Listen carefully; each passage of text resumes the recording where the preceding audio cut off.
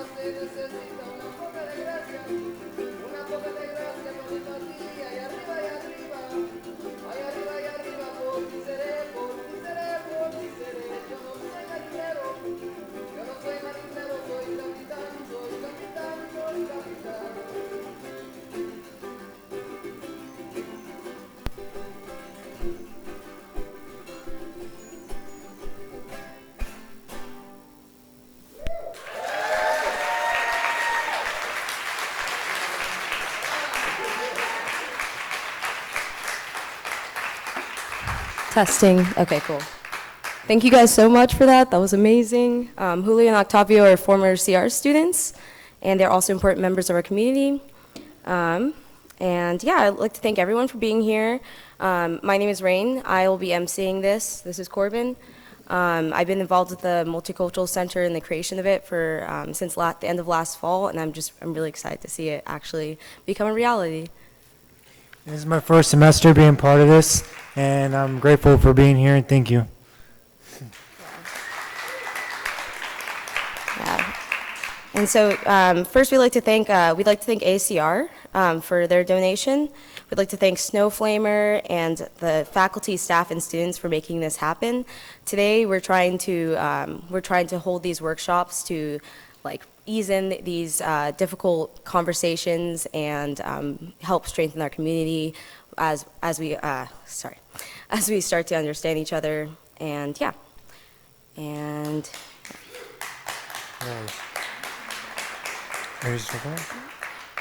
All right, I'm going to introduce Snowflamer to the front. Okay. It's right here.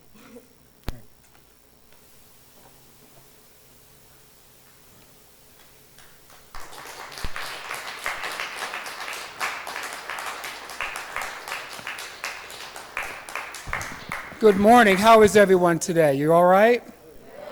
And Rain and Corbin, thank you very, very much for the intro, and thank you for being the MCs. I want to say thank you to all of you who support this effort. And this has been a long-term effort on the part of CR. And the effort started with our faculty senate back several years ago. They've pushed very hard for a multicultural and diversity center. And they've been calling for it for at least 6 or 7 years. And also I'd like to thank our student government, because if it wasn't for them 4 years ago, we would not have had a student equity center. And so they put the effort, put money toward that effort about 4 or 5 years ago. So that was a precursor to today. But this has been a long-term effort, a long-term commitment by myself and the administration to make this happen. And it wouldn't have happened except for more stronger student voices, faculty voices, and of course our own Renee Sacedo.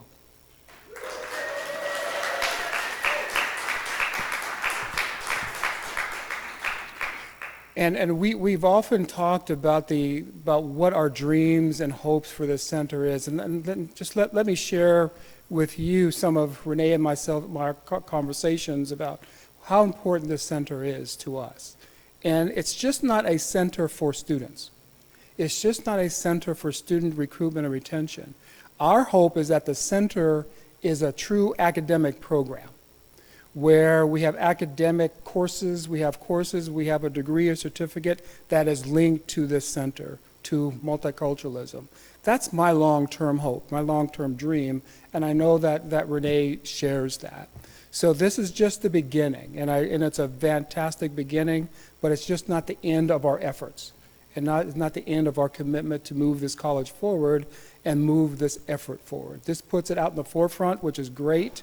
We still have a lot of work to do. So I'm pledging my administration, but also working with Renee and others to make our dreams come true as well. And I think that Renee is the perfect person to lead this effort. She has a strong commitment not just to the institution, but to every student who's here and every student who will be here.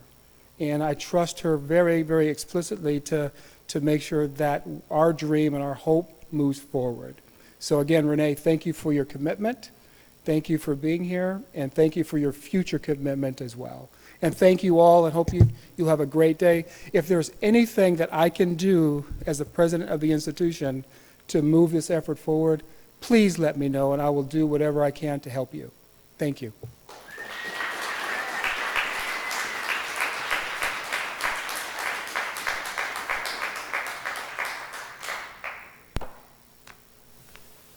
Thank you so much, Keith. That is the president of CR. So for our first speaker is Calla Peter Olsen. She's community organizer, national trainer, and peer support leader. She grew up in McKinleyville. Her experiences of poverty, mental health struggles, sexualized violence, and homophobia, transphobia inform her lived experience. She works as a youth organizer for the Humboldt County Transition Age Youth Collaboration.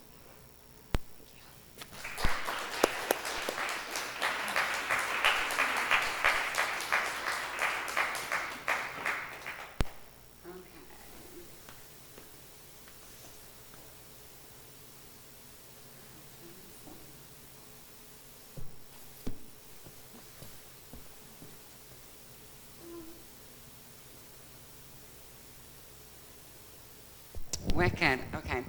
1 second. I'm going to take a drink of water. I'm kind of like grumbly this morning. Not like grumbly as in like grumpy, but grumbly as in like getting over a sickness. So for this opportunity, I prepared 2 speeches, and I wasn't quite sure which one to go with. I think I'm going to go with the one that's more visionary, hopeful, and a little bit less concrete. If you want to have some concrete conversations about community organizing, hit me up afterwards. But I kind of want to set a tone. So before I start, it is my responsibility to give honor. Foremost, I honor the Wiyot people whose ancestral homeland we stand upon, whose current headquarters at the Table Bluff Reservation lay less than 10 miles away. I call upon the College of the Redwoods administration to establish a reparations process to compensate the tribe for the continued occupation of their land. I honor the custodial staff and other laborers whose work goes unseen, underappreciated, and underpaid. I also honor the students who did not have the opportunity to succeed at this campus due to the lack of a multicultural center and the needed supports and resources it will provide. And I honor the sacrifices of the students who suffer through debt and discrimination and overworked sleepless nights in pursuit of an education. I honor all of the work that you students did to reinstate Renee, who invited me here today to speak. That was some badass community organizing, okay? Like, you all champions. And finally, I honor all of our ancestors for enabling us to be here today to celebrate this momentous achievement. Now, my name is Kella Peltier Olson. I am a white trans woman from McKinleyville. I am a member of the Eureka Sisters of Perpetual Indulgence, a community organizer, a poet, a musician, a keeper of history, and a race trader. I own that. I am a survivor of anti-queer violence and discrimination, as well as sexualized and intimate partner violence. I have spent most of my life participating in social justice organizing in Humboldt County, predominantly around queer and trans liberation, sexualized violence, and the lives of system-involved youth. Professionally, I work as a youth organizer for the Humboldt County Transition Age Youth Collaboration, or HCTC. I support youth leaders to transform the juvenile justice, foster care, behavioral health, and homelessness service systems through policy, advocacy, and education. I specialize in mobilizing those whose lives are most negatively impacted by systems which claim the intent of helping them. I feel that marginalized students fall well within this category. Today, I was asked to speak about queer and trans liberation. To me, liberation is a concept linked to 2 things, much maligned in our current cultural climate. That is hope and future. Liberation posits a form of utopia, a future in which a group of people have been freed from systems of oppression and subjugation. My favorite example of a vision of queer liberation can be found in the Third World Gay Revolution Manifesto published in 1971. Their 16th and final demand states this: we want a new society, a revolutionary socialist society. We want liberation of humanity, free food, free shelter, free clothing, free transportation, free healthcare, free utilities, free education, free art for all. We want a society where the needs of the people come first. We believe that all people should share the labor and products of society according to each one's needs and abilities, regardless of race, sex, age, or sexual preferences. We believe the land, technology, and the means of production belong to the people and must be shared by the people collectively for the liberation of all. Now, to some, this may sound like some hippy-dippy freeloader crap, but that's your loss, their loss. Utopia, and by extent, liberation, has been written off as a big dream, something that is never achievable in favor of a conservative, rights-based activism. It is important to know that this manifesto was created by Black and brown, queer and trans folk who identified with the struggles of other oppressed people against the forces of colonization. The term third world was chosen to call to fellowship between people of color in the United States and those in other occupied regions of the world under the banner of the Gay Liberation Front and during the Radical People's Constitutional Convention that was organized by the Black Panther Party. This is what radical queer activism was after the ever-lauded Stonewall Rebellion. The hope of queer and trans people to live in a future free of white supremacist, cis-het imperialism. Sylvia Rivera and Marsha P. Johnson, founders of STAR, the Street Transvestite Action Revolutionaries, and the mothers of what is now deemed the LGBT movement, were homeless sex workers who fought the police, advocated for an end to capitalism and prisons, seriously considered armed revolution, and partnered with the Young Lords and Black Panther Party. They want a society in which sex work wasn't the only way that they could make a living to survive as trans women of color. They wanted a society where youth weren't rejected from their families for being queer or trans. They wanted a society where everyone had enough to eat and a safe place to sleep. They want a society where police didn't exist and white people didn't hold all the power. These foundational narratives and activisms that paved the way for the success of modern movements were based in opposition to the white middle-class agenda of the dominant lesbian and gay community that emphasized normalcy and assimilation. The strength of their activism created such a disturbance in the modern culture that more conservative advocacy was able to be successful and kick them to the curb. It was this very divergence of activisms that necessitated the distinction of queer from lesbian and gay. As the former was rooted in these foundational critiques, whilst the latter focused on issues of marriage equality and other civil rights at the expense of trans folk, poor queers, queer and trans people of color, homeless queers, incarcerated queers, and queer youth. Look at the history of what the HRC, what the Gay Civil Rights Bill in New York did to exclude these foundational leaders in our movements. In the past few years, the resurgence of trans-exclusionary radical feminisms and other conservative reactionary identity-based activisms have led a significant backlash against the usage of queer as a word of empowerment and resistance, erasing the history of its utility to distinguish between liberatory activism and civil rights-based conservative activisms. I take my definition of queer from the zine Toward the Queerest Insurrection, and it goes a little something like this. I'm gonna get a drink of water really quickly.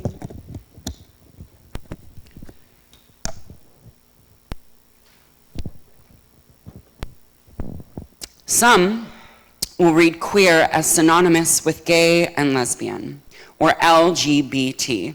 This reading falls short. While those who would fit within the constructs of L, G, B, or T could fall within the discursive limits of queer, but queer is not a stable area to inhabit. Queer is not merely another identity that can be tacked onto a list of neat social categories, nor the quantitative sum of our identities. Rather, it is the qualitative position of opposition to presentations of stability, an identity that problematizes the manageable limits of identity. Queer is a territory of tension, defined against the dominant narrative of white hetero-monogamous patriarchy, but also by an affinity with all who are marginalized, otherized, and oppressed. Queer is the abnormal, the strange, the dangerous. Queer involves our sexuality and our gender, but so much more. It is our desire and fantasies, and more still. Queer is the cohesion of everything in conflict with the heterosexual capitalist world. Queer is a total rejection of the regime of the normal. We live in a hopeless present, where white supremacy and misogyny and queer phobia are the normalized narrative and have been since the advent of Western imperialism. We have local pride organizations that would rather dissolve than address issues of race and elitism. Literal Nazis marching across the country, and a president that joked about hanging the gays. Now, more than ever, there is a need for a hopeful vision of a liberated and decidedly queer future. In one of my most favorite speeches of all time, Sister Vicious Power Hungry Bitch, founder of the Sisters of Perpetual Indulgence, states that it is the role of visionary radical queers to provide originality to a movement often reduced to a civil rights agenda. Without a vision of a liberated queer future, we are instead defined on our oppressors' terms. They win the ideological tug of war, as we have no concrete vision with which to anchor ourselves, no goal to move toward. In his book, Cruising Utopia, The Then and There of Queer Futurity, the late Jose Munoz offers the analogy of a horizon. Queerness as something you move toward but never reach. Queer liberation, not as a set of concrete goals. As soon as you reach it, you have to oppose the new normal. Our horizon must continue to shift, ever keeping alive our hope for the liberation of utopia. Keeping all of this in mind, we can define the struggle for queer liberation as a state of hopeful dissatisfaction with the present. However, this does not mean that liberation can be achieved by solitary actions or in isolation. This is not an individual resistance. The entire premise of multiculturalism, the very bedrock from which these understandings of queer liberation I am talking about comes from, is coalition and the persistent journey toward the horizon. It is the knowledge that the work of dismantling systems of oppression is never done. It is ensuring that in conversations about homophobia and transphobia, issues of decolonization and racial justice should be centered in vice versa. This isn't the generalist commitment toward intersectionalism that is often invoked this day and age. This is a concrete dedication to dismantling and challenging oppressive behaviors, ideologies, and language at every corner and leaving no one behind. It is persisting in the face of those who ask, is anything ever good enough for you? And saying, no, damn it, it isn't. It is delighting in being the feminist killjoy. It is educating folks about consent or safe fisting practices and not giving a fuck about men's rights activists or conservative Christians have to say. It is demanding reparations or mobilizing the student body to get their multicultural coordinator back. It is the radical belief in a better future and the unapologetic dedication as you move toward the horizon of liberation. What does this mean then for you students and teachers and other stakeholders? Schools have long stood as bastion of resources for radical organizing, stretching back to the establishment of community colleges and the university system. Schools provide space and potentiality for teachers and student organizers to ignite the consciousness of future organizers. Schools can teach the history of poor people's movements.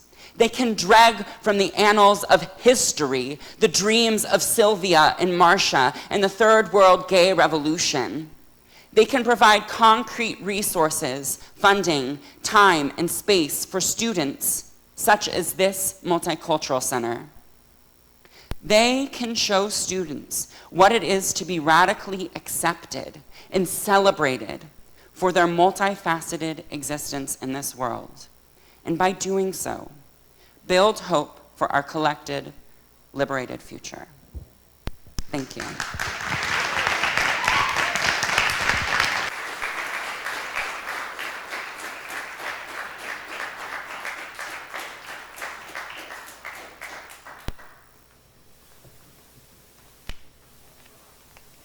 Thank you so much for that. That was incredibly powerful. So we'd like to introduce Pata Vang. She is with the Hmong Cultural Center and is involved in the Hmong community.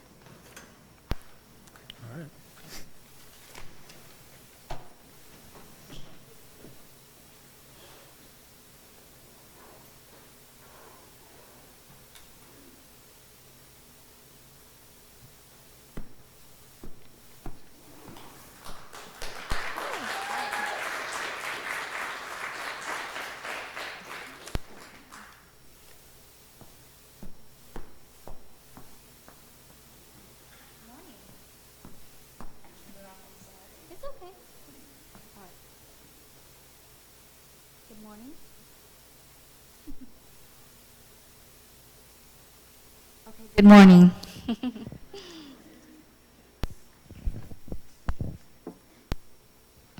Nyajong means hello in my native tongue, Hmong. Oftentimes I'm questioned, what is that? Or, hey, where's that from? Or one of my favorites, Mongolian. Hey, I have a Mongolian friend. The list can go on, and it's okay. It's okay because many people don't know about the Hmong people. And as a Hmong individual, I am honored to be here today to share a little piece of me during this special moment in the grand opening of the Multicultural Center here at the College of the Redwoods.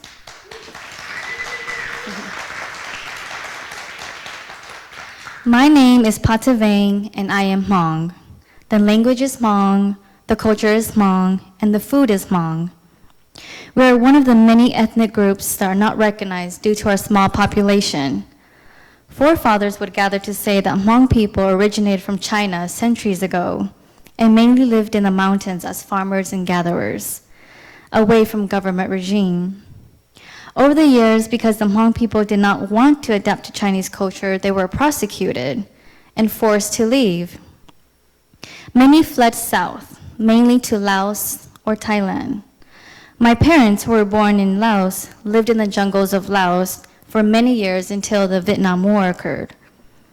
Thousands of Hmong soldiers, my father included, were recruited by the United States CIA to fight in the war against communism in Vietnam. Unfortunately, when the war ended, the United States fled and left many Hmong soldiers behind. During that time, my parents and two older siblings sought out refugee camp in Thailand and eventually got the opportunity to come to the United States as immigrants. I was born in the States, which makes me first generation. I grew up in Crescent City. Yes, a little town that is predominantly white. Yes, I just said that. I share this piece because it is significant to me and who I am today. I truly noticed the notion of color the day I encountered discrimination because of my physical features and the color of my skin. Growing up in Crescent City wasn't all that easy, but the only solution was to stay out of their way. As my father would say, and still echoes in my mind today, is go to school, work hard, and stay out of their way. However, me being me, my frustration led to curiosity, and curiosity led me to explore why people are the way they are, and what can I do about it? What is Pata going to do about it to make it better, or to make it right? I thought about it long and hard. Then the result was, perhaps people just don't know any better. They just don't know, and so they say things that they're clueless about. This led me to my profession today, to be a social worker. I attended Humboldt State University and received my BA in social work in 2006. I must say my experiences as a student there was very rich. It allowed me to blossom in many different ways as a Hmong woman. My first year, I connected with the Multicultural Center. We call it the MCC, or a home away from home. When I initially saw the term multicultural, I automatically felt warm inside. My feeling was, there are going to be others like me there.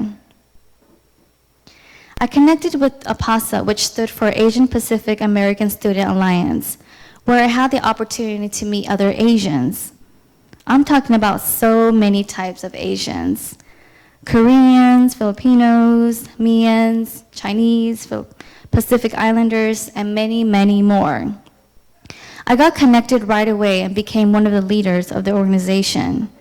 Together, we did great things for the MCC, the university, and the community.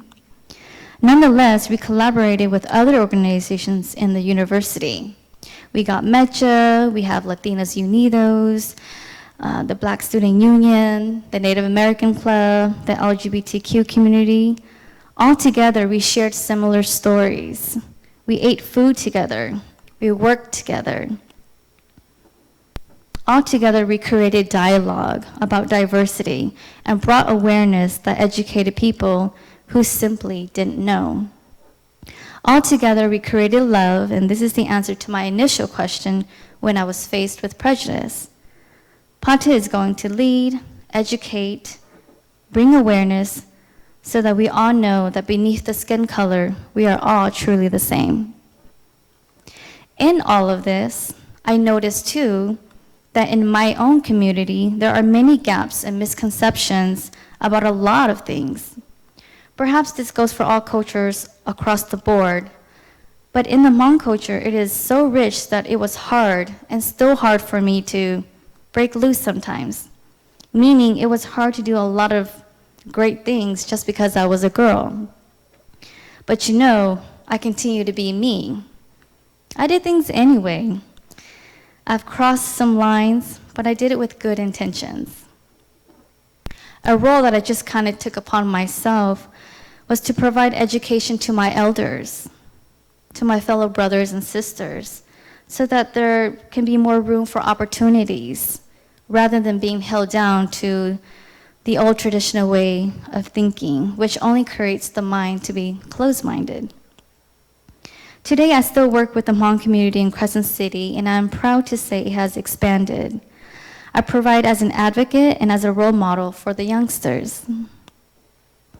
A huge accomplishment of mine was obtaining my MSW. I figured that it'd be important for me to venture away from home to gain more skills and knowledge. And so I did. I moved to Los Angeles and attended Cal State Dominguez Hills. And I did a lot more great things there with the opportunities provided. But something in my heart wasn't right. I learned that I needed to get back home. I decided it was time to come back home and give back to my community. I came home, and as I did, I educated, I guided, and most importantly, I inspired the younger generations to work hard and stand for what is right.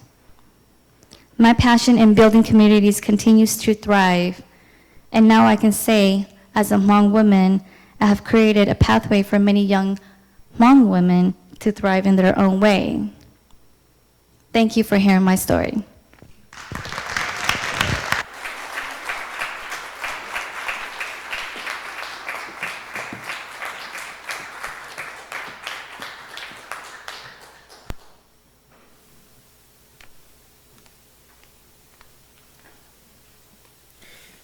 Thank you, Pata.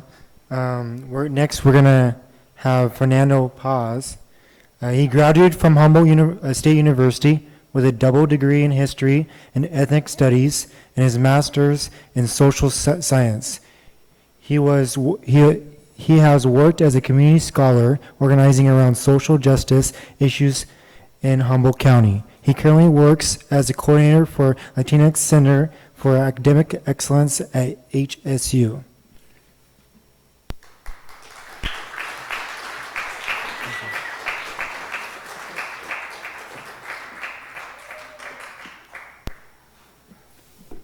Good morning. Good morning. Huh? You got a what? Hello? Hello? Can you hear me?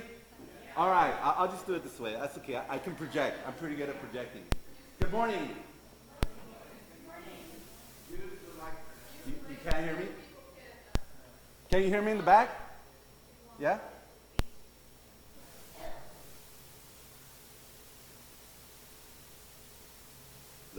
Hello? Oh, there you go. Hallelujah. Praise the Lord. Namaste. Right? I don't know. We're in Arcata. We're in Humboldt. Good morning. So my name is Fernando Paz. I was born in LA in 1975 in the Queen of Angels Hospital. So I was born in Angelino, and I will probably, and I will always be from Los Angeles, and I will always be an Angelino.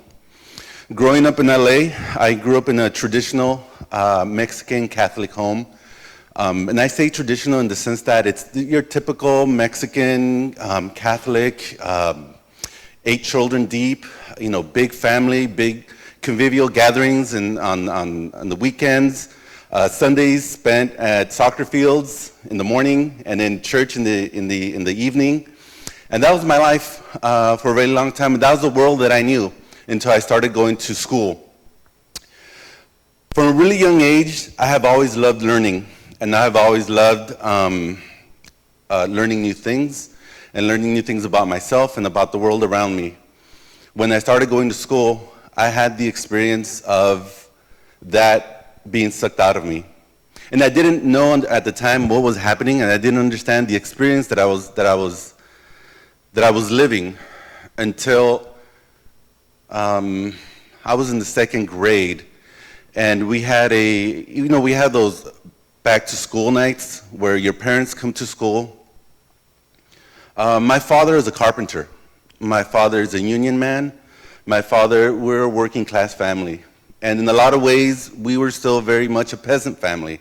I myself am still in a lot of ways a peasant because the values and the ideals and the principles by which we lived our lives and the stories that my father taught me were rooted in that experience of a rural Mexico, of living in the campos and living out in the fields and tending to cattle and those kinds of things.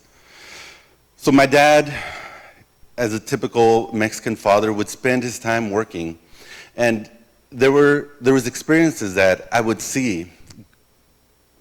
Going to school, we were taught things about what it was to live well and to live a good life. We were taught about what it was to have good parents, right? A good parent sat down and did their homework with you. But then I would go home, and my experience at home was something completely different. My father would work all day, and at the end of the day, he would come home, and he wouldn't have the energy to sit down and do homework with us. So I was really proud of him. Our community was really proud. My dad had a status in the community. But at school, there was a different reality. So when this parent-teacher night came, and my father came to school, as a young boy, in the 2nd grade, I must have been, 7 years old, I saw my teacher treat my father as a child. I saw this person who I was told by my community would bestow knowledge and wisdom to all of us, talk down to my father. And my father came in after work. He was still dressed in his work clothes, smelling of sawdust. My dad always smelled of sawdust. Dirty. And from that moment on, a deep anger and rage was embedded in me, where I hated every teacher. I hated every administrator. I hated everything that had to do with education. And still to this day, I do. I still have that anger, though I've been able to temper it with time and with experience and with knowledge and with my maturity. But I never stopped my love of learning. I never stopped learning. I never stopped picking up books, spending my summers in the library. I would stay up late at night reading books and reading the things that I loved learning about.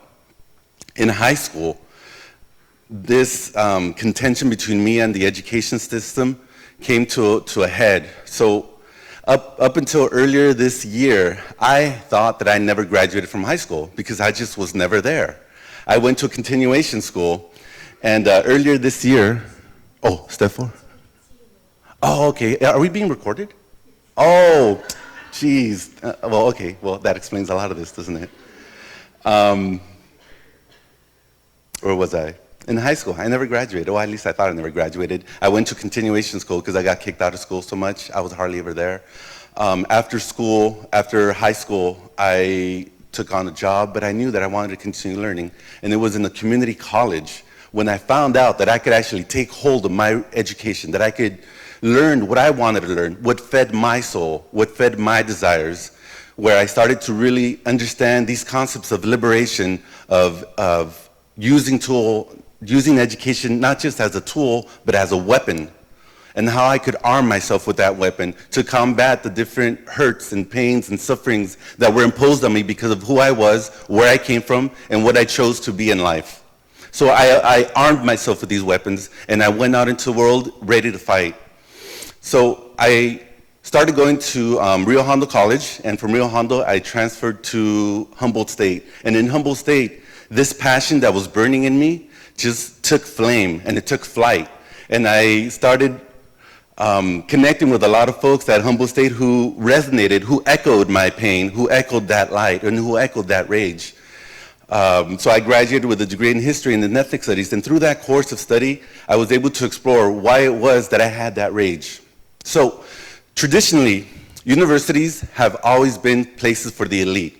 They were rooted in the Western intellectual tradition. They came out of the monasteries in the Middle Ages. So primarily in the beginning, it was spaces where princes and kings and barons and dukes sent their students, their children, to become the rulers of the world.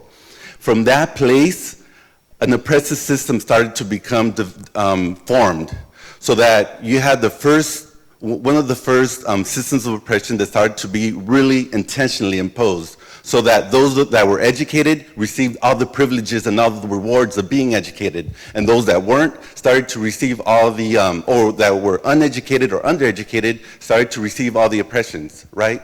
Because if you're educated, all these privileges are given to you. But if you're not educated, then all the miseries and sufferings are imposed upon you. So universities started to grow out of these monastery systems. And up until the 1960s, or even, well, actually, historically black universities after the Civil War started to create ruptures in this system, right? In the 1960s, though, there was a really clear moment when in San Francisco State, the Third World Liberation Front came together and started to create a rupture within that elite system. It was at that moment that differing voices, that differing systems of knowledge, that different intellectual traditions started to emerge and take flight. Queer studies, Chicano studies, black studies, all those can look at their roots within that system, within that movement. And even though that rupture was created and it allowed for more people of color to enter into the higher education, there was still this dominant narrative around people of color in general, or any underrepresented or marginalized community within the dominant narrative of higher education. And that narrative stated that we were either pathologically in need, intellectually inferior, or academically inept. And because of these narratives, we needed systems or programs that would help us, right?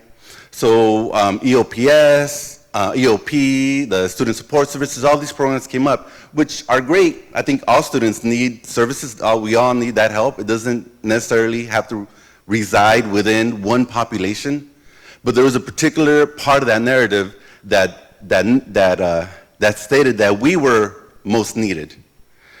So right now I'm the coordinator for the Latinx Center for Academic Excellence, and we recognize that narrative is still in play, and it still operates within the higher education.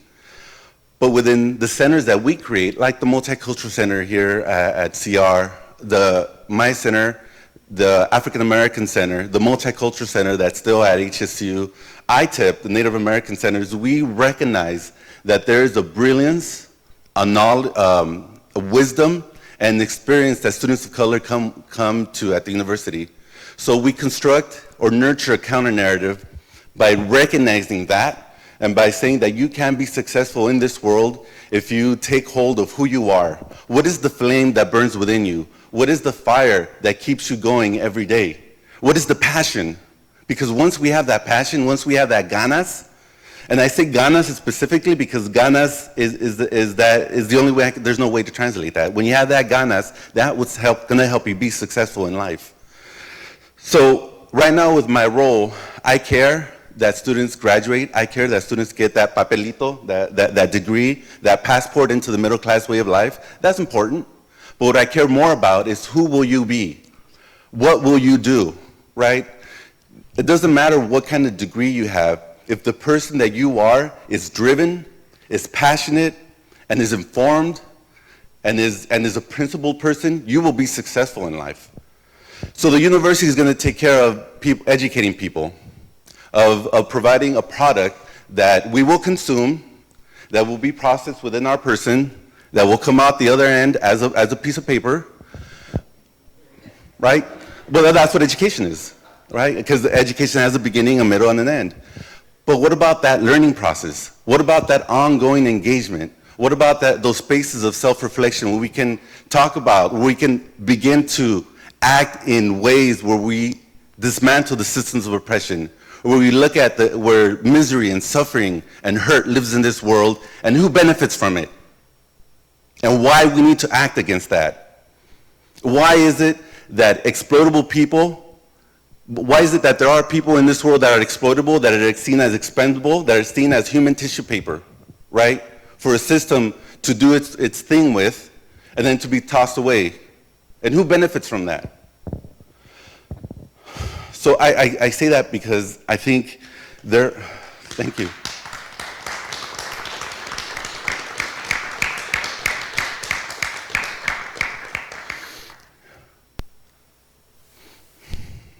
Part of the fundamental purpose and the reason and the why spaces like the Multicultural Center need to exist is because when we talk about diversity, the universities are embedded in a culture that is rooted in the Western intellectual tradition. It produces knowledge that supports the empire. When the empire was first conceived and was first constructed, it required for itself to continue, it needed to regenerate. There are three key institutions that the empire used to expand and to regenerate itself through the project of colonialism. One was the church, because it needed for the natives to worship in the way that would serve the empire. One was the police state, because it needed to discipline the native bodies so that the natives would behave and act in the way that would serve the empire. And it constructed universities so that the natives would think and believe and produce knowledge in ways that would serve the empire.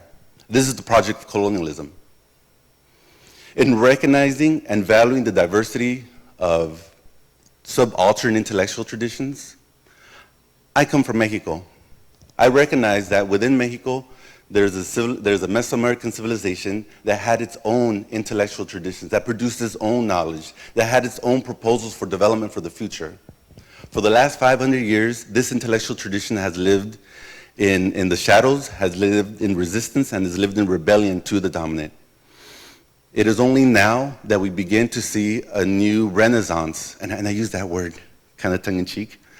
There's a renaissance that's happening with indigenous communities who have been the barriers, the carriers of this knowledge in Mesoamerica, in Latin America. And through the center, we look for projects that regenerate this system. We look for ways that remind us that we come from this millennial tradition of producing knowledge and understanding ourselves in the world that we live in. And right now, in this critical juncture, it becomes more important that we have those diverse proposals for development. Universities in Europe weren't the only ones that were producing knowledge.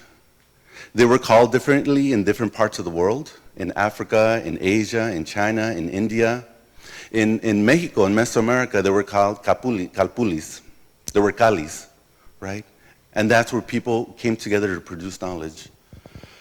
So I leave you with the hope and the aspiration that we begin to value and see that these spaces that live on campuses across the United States have an ancient intellectual tradition beyond just that of the 1960 civil rights movement. They go back, and sometimes they go so far back that the only way we can sometimes hear the aspirations and the whispers from the ancestors and the knowledge that they produced is what we hear in our dreams. Because dreaming is what we do to be better. In dreams, our ancestors tell us true things, tell us who we truly are, not what the system is telling us that we are. They tell us what is right and what is wrong. And in the beginning, in the first world, the first gods, all their world was a dream.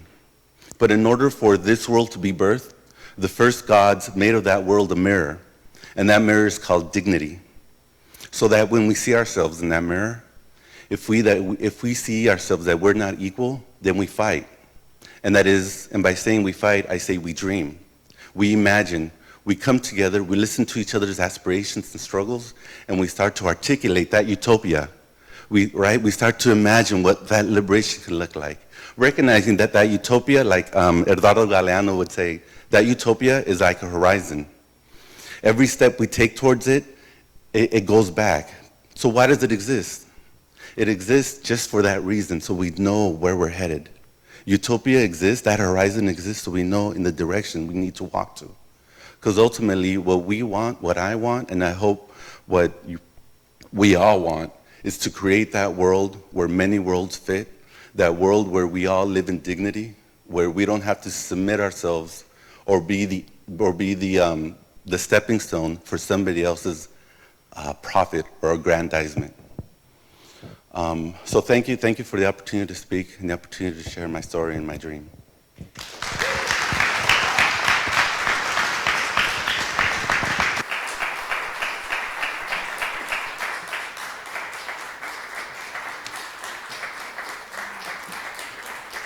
Thank you so much, Fernando.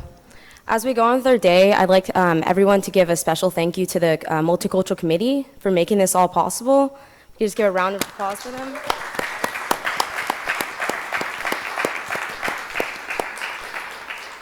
I'd like to thank all of our speakers for being here today. You guys all said incredibly powerful words, and I'm just so glad to see this on campus.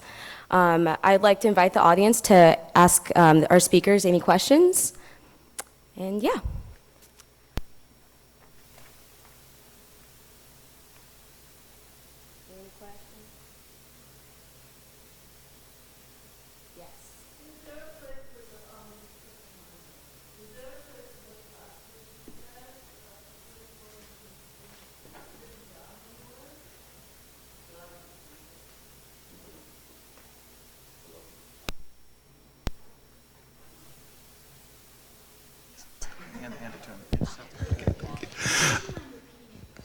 So the question was, is there any place where those words live?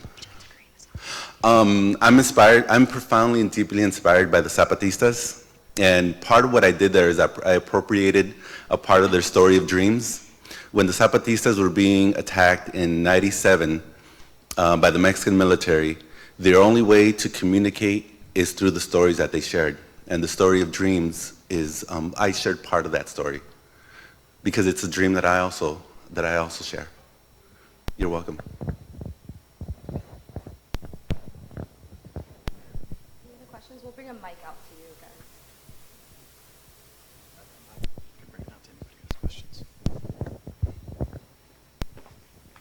Any questions from the speakers? Yes, back there.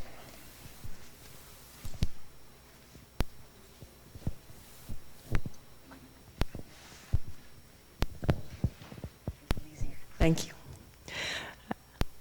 Thank you for your words and for your stories and for the powerful inspiration in them. I share your utopic and liberatory vision, and at the same time, I would love to hear your daydreaming about the path towards utopia and what it looks like in Humboldt County, what it feels like, how it operates. I'll give you an example.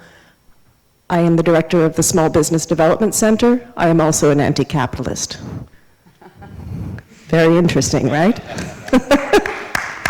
So I have placed myself as an open infiltrator into a position where I'm hoping to co-create a path towards a shared utopia. I would love to know what your paths look like.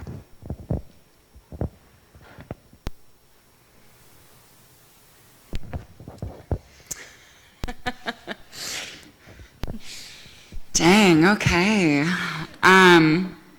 So for me, I think my path to utopia has shifted over time and over different forms of activism.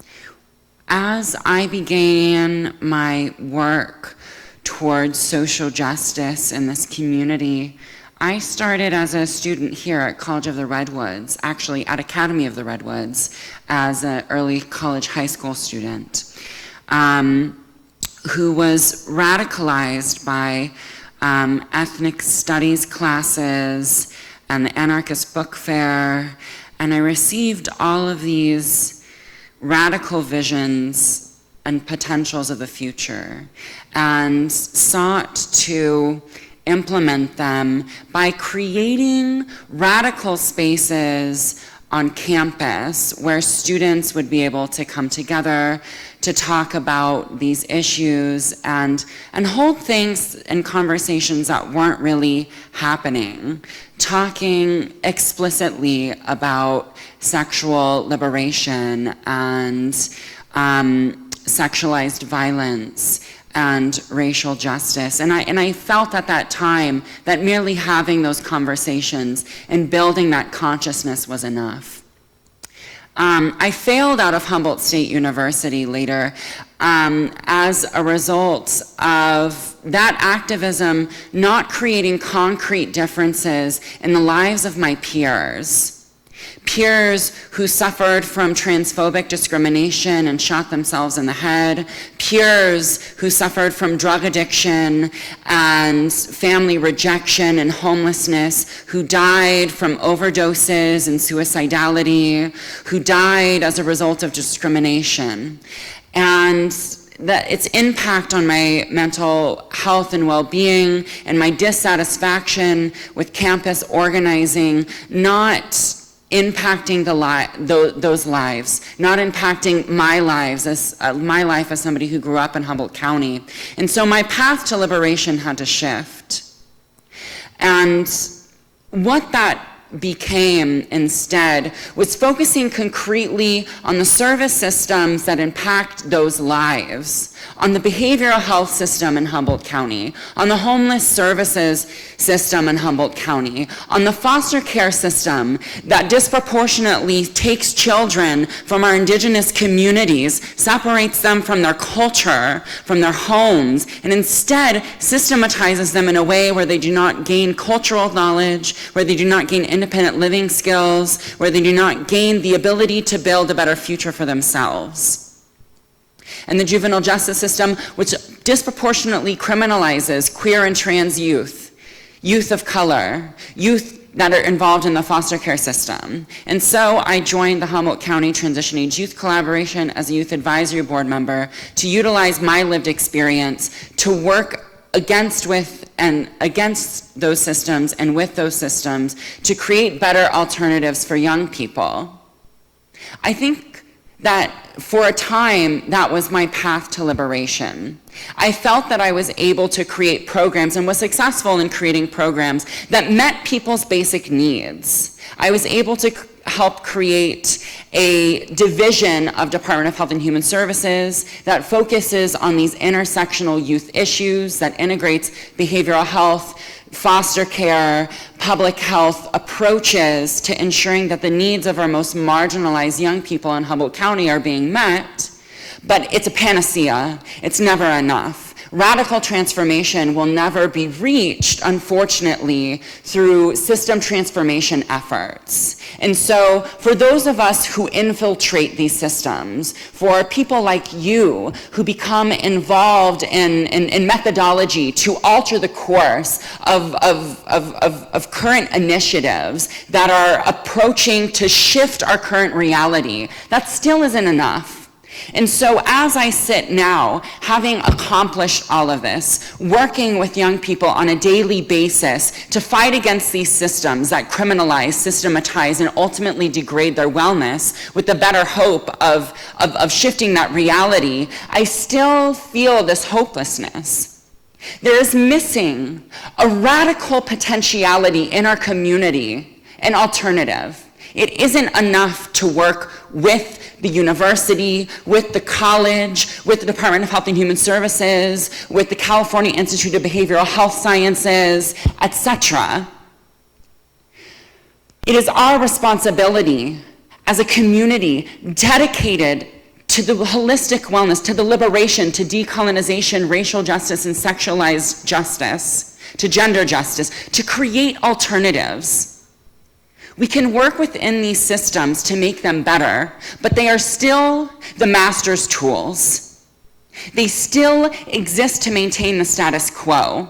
What do we create outside of these systems in the community that isn't tied to the nonprofit industrial complex, that isn't tied to university funding, that isn't tied to grants or initiatives? Because those will never allow us to succeed.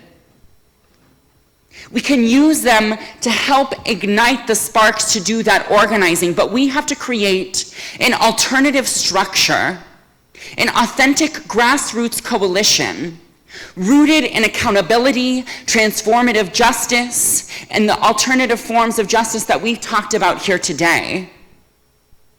And it's a lot of work. But without that single-minded dedication, we will continue to perpetuate these systems that exist to degrade us, that do not exist for our ultimate success, that exist within all of the precursor adjectives to perpetuate this heteropatriarchal, white supremacist capitalist system, you know? Like, that's why these things exist. So we have to continue to do these change initiatives, but we also have to start to do the really difficult work of building alternatives, because eventually this will fail, and what will we have then? That is what I am trying to work toward in my next path toward liberation and utopia. I'm dissatisfied. I'm immensely dissatisfied. And I'm also exhausted. So how can we, you know, like take care of each other? I think that's also a part of building utopia. How can we build people's wellness and energy? How can we build a sustainable coalition to build that alternative? And I think that this is one of the first paths, right? We have to have sustainable places in existing systems to do that organizing. But we have to be visioning outside of it. That's my current spiel. Others? Go ahead. So that was, okay. That was really good.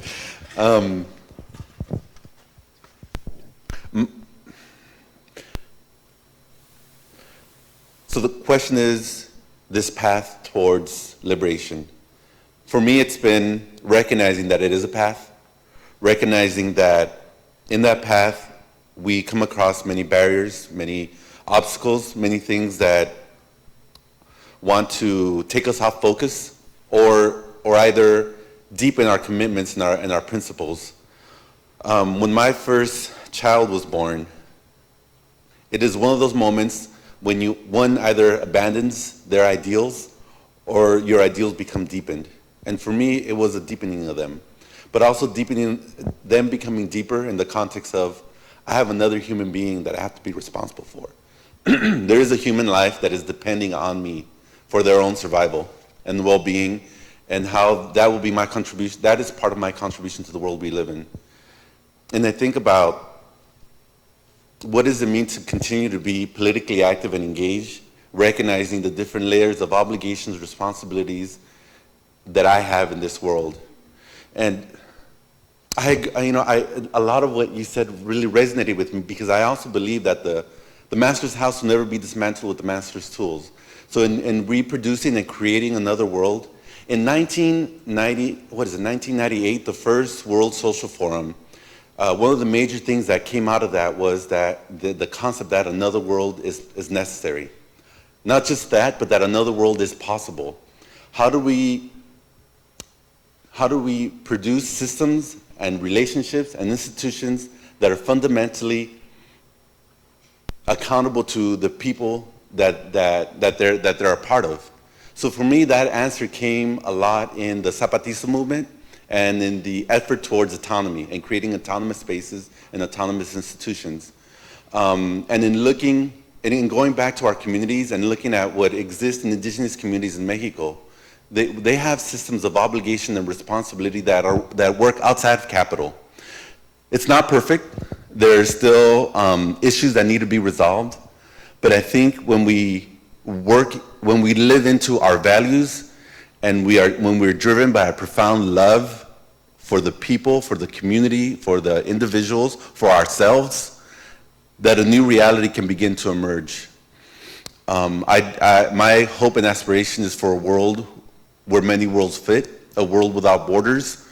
And that can only happen through a deep and profound commitment to this path, to this process of self-reflection, to this process of what does it mean to be an ally, other than to continue to ask and question and understand the privilege that we all carry. I have papers. I'm cisgendered. I'm male. I have privilege that's just, it's given to me. I didn't earn it. It's not a blessing, but it can be a tool. It can be a weapon. How am I using it as a weapon, as a tool? How is it a part of my path and process of self-reflection to bring about that better world, that beloved community, that place where we all wish and aspire to be? For me, part of that is also like a slingshot. The farther back you reach, the farther an aspiration goes. So I look deep into the past, the people that I come from, and I am in dialogue with them. And one thing that's coming out of indigenous communities now in Mexico is this process of cultural regeneration, or what they call the tradition of changing tradition traditionally, right? Because there's this concept that indigenous communities were a one way once and that was it, that they were monolithic, and that's not true. There's always been this constant process of change and ongoing change and recognizing the context that we live in is changing. So how do we address it? How do we address the different relations of forces that are acting on us in a particular moment? And what does that mean to the values, the ideals, the principles that we espouse? How do we change tradition traditionally? So for me, it is a deep commitment to that process of reflection and that path that we all walk.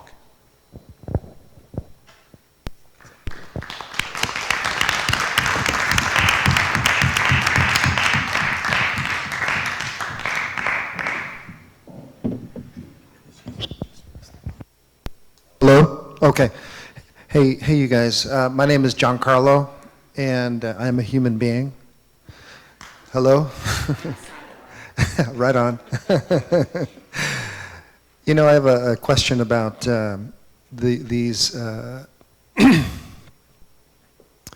the many beautiful dreams and the creation of alternatives and the liberation and empowerment work that we are all doing. And I'm wondering about how that relates to those that who are here in our community, they're everywhere, who feel uncomfortable, who are resistant to many of the things that we are proposing and cultivating. How do you see productive dialogue happening with people who are, maybe they're swearing their allegiance to an ideology that keeps them away from the table, keeps them out of the room, or wishes to continue to impose their weapons against us. So I'm just wondering how if you can talk about the ways in which dialogue can be productive. Thank you.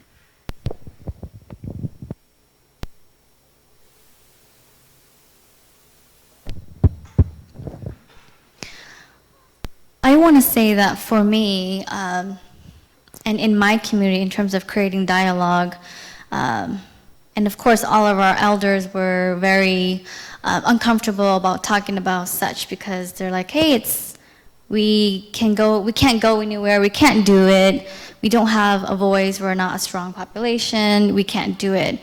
But I believe there's always that one person who can. So, and I want to believe that I'm that one person in my community that I was able to create such productive dialogue by being an ally. Meaning, yes, I was a girl, but I went to school, I'm educated, and I did a lot of risky things, and a lot of my elders didn't approve, but I did it anyway. So they started to believe in me. And when I come back to my community and have conversations about what we can do next, this is how we should do things, they start to really trust me, because I've become an ally, and they trust that. And I think for me that was very productive for me, and one thing I like to inspire other young generations is to do it, go for it, and see how it is for you, and can you come back and share your story with the rest of us, because it's very hard, and so we want to share that it was very difficult, but you know what, I did it, and this is what I came up with. So, a lot of my work professionally is coaching and developing the leadership of young people that grumpy old white men in power wouldn't normally listen to.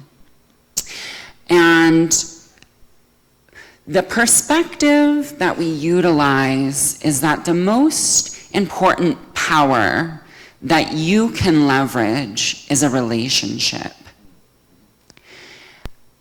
And that has to be strategic. And sometimes it has to be not exactly forthcoming for the revolution. You know, like, you have to infiltrate, and you have to get them to see you as a human and understand your experience as a person. In my work, we use digital media to demonstrate the stories of young people in Humboldt County. We create digital stories. And this is one tactic that we use to really show what the impact of these systems are upon youth in our community. When you see and hear somebody's own words, see images of their suffering, hear in their own words how their policy, how their view impacts them, without putting the politics first, but leading with the story, it shifts their entire perspective. My strategy in garnering system change and being successful in my engagement of opposition is you have to pair emotion with facts. If you do not have the emotional engagement, regardless of anything else you do, they will not listen to you if they do not see you as a person first. If they do not see the harm that they are perpetuating. Nobody wants to be the bad guy. And I've had to learn that. When I started this work, I was very combative. And I still am very combative. Don't misunderstand me. I piss a lot of people off. And I love it. But sometimes you have to bite the bullet and don't lead with your agenda. And that feels sneaky, and that doesn't feel great. But once you hook them with your, the young people say, okay, I'm gonna get them with my sob story. Like, it isn't a sob story, it's the reality. But that's what gets their heart engaged. I come from, McKinleyville, California. I have been an out queer and trans individual my whole entire life.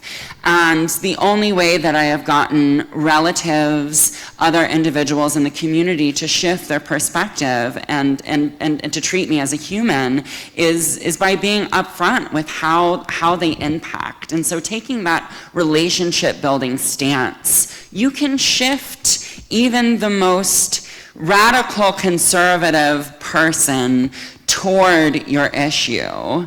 I have family members that were diametrically opposed to my existence that now are like, oh my gosh, like, I can't believe what Trump said. And I'm like, girl, I've been telling you for years, like, now that you understand I'm a human being, you're upset about this, but where is your financial policy? How is this impacting other people like me? So that's one strategy.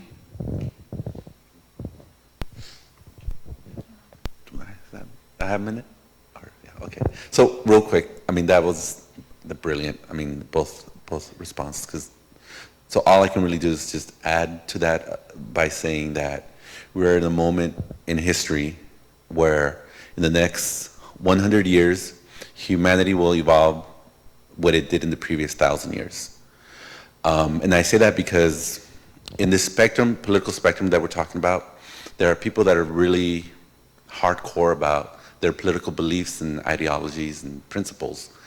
And as science and technology starts to advance to the point where genetic manipulation and, we talk, you're a human being, yeah, but talking about cyborgs, I'm serious on this point because those that have access to those technologies and those sciences are gonna wanna. It's been shown in history that these centers of power, the people that perpetuate these systems of privilege and maintain a central power are going to continue to do that. And the social justice gap is going to grow wider between those that have and those that don't. And those that aspire to a value system and principles that allow for the dehumanization of the other are going to continue to regenerate that power structure. So I say it as a precautionary, and I say it because what my companions up here have talked about is a really important strategy of humanizing who we are. And I'm also posing the question of how humanity will be defined in the next 100 years. It's gonna grow by leaps and bounds because of these changes that are gonna happen. The human genome is being cracked, and pretty soon we're going to have designer people, and the folks that are going to have access to those are going to be the elites, and usually in those spaces the principles and values that people use aren't very inclusive, right? And it worries me, but I think one way to speak to those people is by talking about values that we may share. And I think the idea of sharing the human face, connecting it to the facts, connecting it to the statistics, is a way to create a rupture in some of those systems. That's all.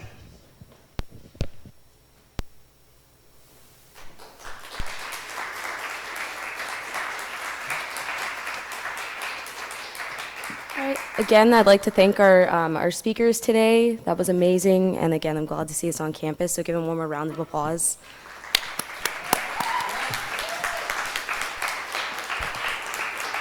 We're going to take a 10-minute break and then come back and talk about the Native student experience and success.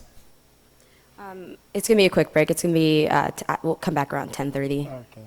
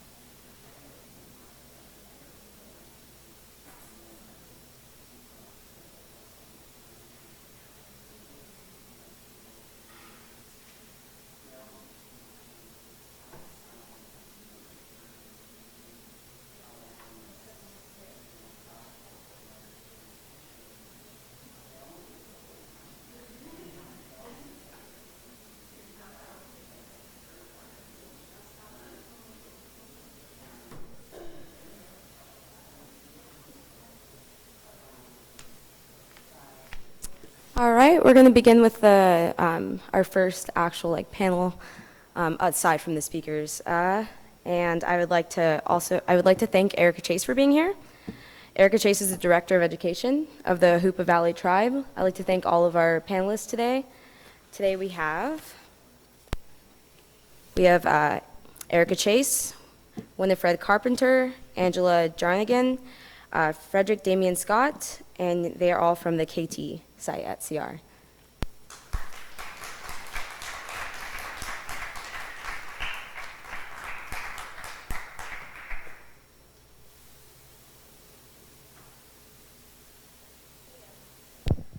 Just press the bottom once and it'll turn on.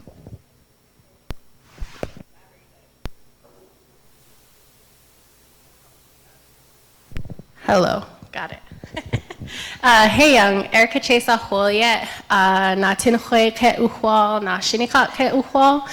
My name is Erica Chase, and as she said, I'm the Education Director for the Hoopa Valley Tribe, and I'm very, very happy to be here, especially to sit on a panel with some of our awesome students and friends of mine that are here to join me today.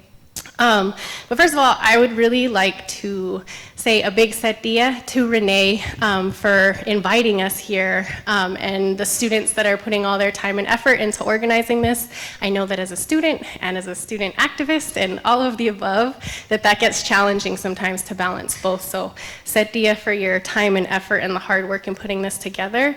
And I'd also like to acknowledge the fact, first of all, that we're on Wiyot land today and that we're very privileged to be here and as guests in their territory, but also because it is not very often in academia, in the world, anywhere that Native, Indigenous peoples, particularly of North America, or anywhere for that matter, are given a separate something. We're always kind of an asterisk on the bottom of a census, or a little footnote here or there in different statistics or different references and things like that. And so the power of us even having our own panel right now, I'd very much like to acknowledge that, because I'm very thankful for that and have been in other areas where it's an afterthought to acknowledge the Native peoples of different territories. And with College of the Redwoods especially, there is a very dynamic history and relationship and partnership that it's grown into between the Hoopa Valley Tribe and College of the Redwoods here. And so, as I said, I'm the Education Director for the tribe, and so a part of my job and the many hats that I wear, one of them is to make sure that this partnership still exists and is still being maintained, and equity is happening for our students here, our students at the Hoopa campus, at the Klamath Trinity site, and I'm seeing growth, tremendous growth. I'm from Hoopa on my father's side, and on my mother's side, I'm Shinnecock from New York. And so having those two different tribal backgrounds and tribal histories that go with those backgrounds has really shaped who I am as an individual, who I am as an academic, who I am as a mother, all of these different facets of myself. But with all of the different pieces of our histories especially, and the legacies of colonialism in our communities, from the first point of contact through the gold rush over here on this side, all of those things I can continue to see issues pop up, or reoccurrences, or implicit biases, or just different notions. And so I think what I'd like to emphasize, and we'll pass it on, and everyone's going to share their stories, but with the audience that we have here today especially, I was really reflecting on the power of education and the system of education, because for our community in particular, Western education was not introduced to us in a positive light. As some of you may or may not know, that the boarding school system was set in place to basically erase the Indian out of Native peoples and erase cultures, erase religions, languages, all of these different aspects of our truest selves as Natinahwe, Pulekla, Shinnecock, all different kinds of indigenous peoples, and those aren't far far away, mind you. Those are 1-2 generations removed at this point. And so my grandparents went to boarding schools. Winnie's great-grandparents went to boarding schools. All of us have some sort of a connection to boarding schools in some way, shape, or form. And so for our communities, that's actually how we were introduced to education.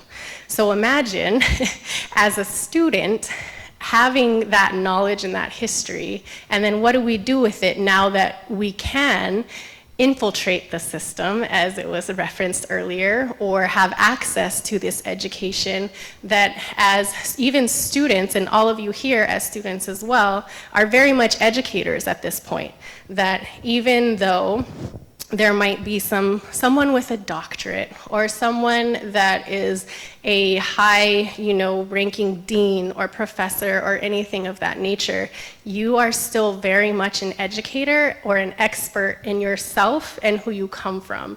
And I'd like to just emphasize that, because I went to a school where that was very much the instances, where a lot of my schooling turned into that, taking an Indigenous environmental justice course, which I had been kind of living for the majority of my life, and not one Indigenous guest speaker was invited. They were all non-Native people speaking about Indigenous justice issues. And so instead, I decided to teach my own version.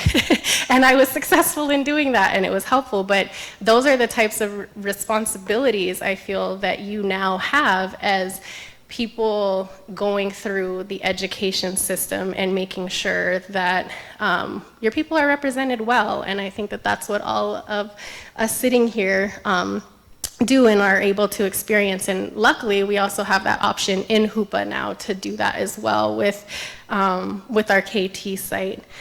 So I'm gonna turn it over, and then I'll probably come back and wrap things up. But as I was driving over, I was dropping my kids off at school, and they asked what I was doing, and I told them what I was doing today, and I was explaining that having a multicultural center is something great, and that when I was in school, having a Native student center and being able to work with students of color coalitions and things like that was really helpful for me. And so I'm very excited that that's happening here. And so it started this whole conversation, and they actually go to a school neighboring the reservation, and I asked them if they had ever felt in school like they weren't understood, or that they were treated differently because of who they are and where they come from. And they said yes, and I wasn't totally surprised, because I felt that way going to school in Hoopa with, outside teachers coming in that didn't necessarily understand the community. So I expected some sort of an answer like that. But my 12-year-old said that her teacher had told her, he had asked where everybody was, and she said that she was from Hoopa. And this teacher that I assume commutes from the coast was saying that he was like, well, why, like, I would never go to Hoopa, like, why would I ever go to Hoopa? And kind of the stigma that comes with that. So it opened up a pretty good little family discussion, but those are the instances that happen every day, and I'm sure they happen here on this campus. Actually, I'm not sure. I know that they happen here on this campus. I know that they even happen on our campus at KT, and I know that they happen in our school systems and our school districts. So all of those different, they're all opportunities, I think, and so I just hope that and would encourage everyone to take advantage of those opportunities and not be scared to use your voice and recognize that you are educators already. So, Winnie. Hey, I'm Winifred Carpenter Achwilliet. Hello, my name is Winifred Carpenter, and I am from the Hoopa Valley tribe in Hoopa. I like to be called Winnie, so it's kind of like Winnie the Pooh, so if you ever address me, I'd like to be called Winnie. But I'm 19 years old with a high school teacher as a mother and a police officer as a dad. They both value college education very #1 priority when it comes to their kids. But I am the 4th child out of 6 siblings, and my older 3 siblings have all graduated from Stanford, so that's pretty amazing. I graduated high school in 2016 and attended Southern Oregon University that following fall. I spent a quarter there, then transferred to the Klamath Trinity branch in Hoopa. I'm currently attending CR at the Eureka main campus since I found a place to stay in Eureka. And I plan to transfer to a four-year, possibly Humboldt, but I'm unsure about my major. So when I dive into my college experience, many of my family and community members asked me why I transferred to CR from SOU. And for the longest time, I didn't quite know the answer to that. I thought that maybe the choice was influenced by not liking to be a big fish in a tiny pond, or that I just didn't really know how to initiate friendship that well. But after I started this fall semester at CR, I started to realize that the reason I transferred from SOU was because I didn't feel like I was a part of the community there in SOU.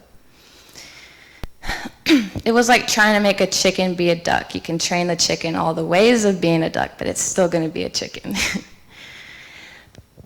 On top of all of that, I felt out of touch with my culture and my family as well, being up in Oregon, since my family would go gather acorns or gather basket materials to make traditional items, and I got to miss out on all of that.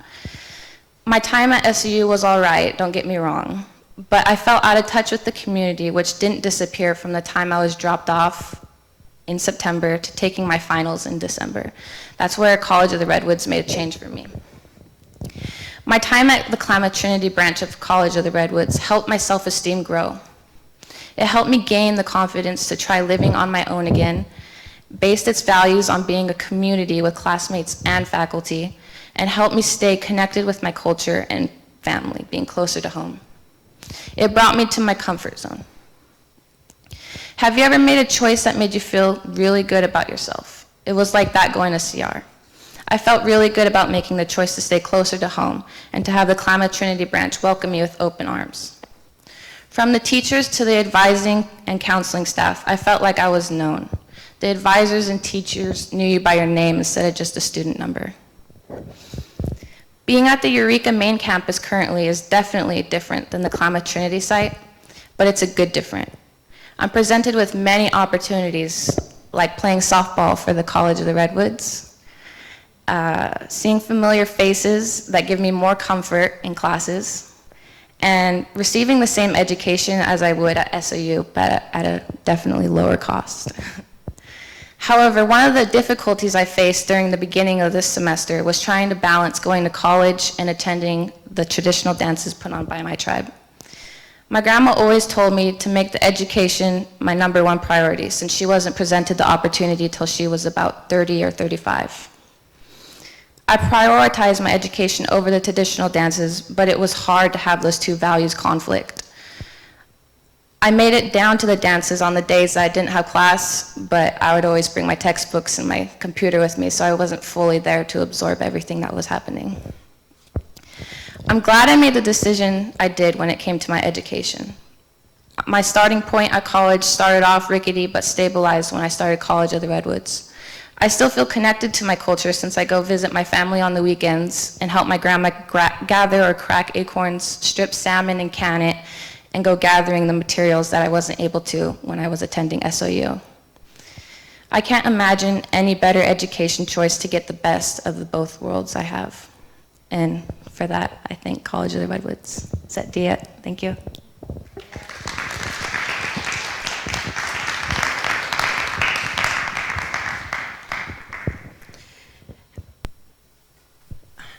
Unlike Winnie, my name is Angela Jarnigan, and I am a 34-year-old mother of 4. I attended College of the Redwoods straight out of high school. I attended the KT branch and the main site. I went in full force, thought I knew what I was gonna do. Ended up having children and took a long break in between that time, and I recently have returned just a year and a half ago. I've attended both sites, but it's been so long that I really can't reference my true experiences here at the main campus as much as I can at the KT site. I am actually fortunate that I work there. I'm a staff member, and I also am a student and part of the college program there. it has allowed me to gain the confidence attending at the KT site. I mean, it's intimidating, especially being out of school for a very long time, you know, to jump back in, be a mother, manage all of that. So it's been amazing. I mean, the staff is very supportive. You know, you meet with an advisor. It's the same advisor that you have met with from the beginning all the way to the end. They're very encouraging. We have celebrations just in the perfect timings where a student needs a boost, or, you know, you're kind of at that point of freak out zone. It's midterms, you know, all the things that are going on during that time. They also, what I like about the KT site is that they're always trying to, they're following you all the time. They're keeping in close contact with the instructors. They're making sure you're attending classes. If they're not, they're reaching out to find out what's going on. That's important in our community because there's so much going on that people are falling in and out, and maybe they don't mean to. They're scared. They're not making it, but our advisors and faculty offer all kinds of support, individualized tutoring. There's all different sorts of things that they do. I enjoy working there, and I enjoy the fact that I'm gonna eventually be an educated Native American and be able to show my children that is important. You know, I'm the first person in my whole family to attend college, so it's very important for me to change that experience and have my children push for an education. Thank you.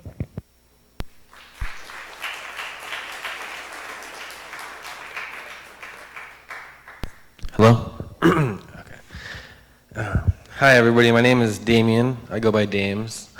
I'm a Yurok tribal member. I live on the Yurok reservation, but I work in Hoopa at the clinic. I'm the second person in my family to attend college, following after my mother, who is the one who kind of forced me into going to college, pushed me along. And now my sister's attending too, so hope we can get my last little sister to do it.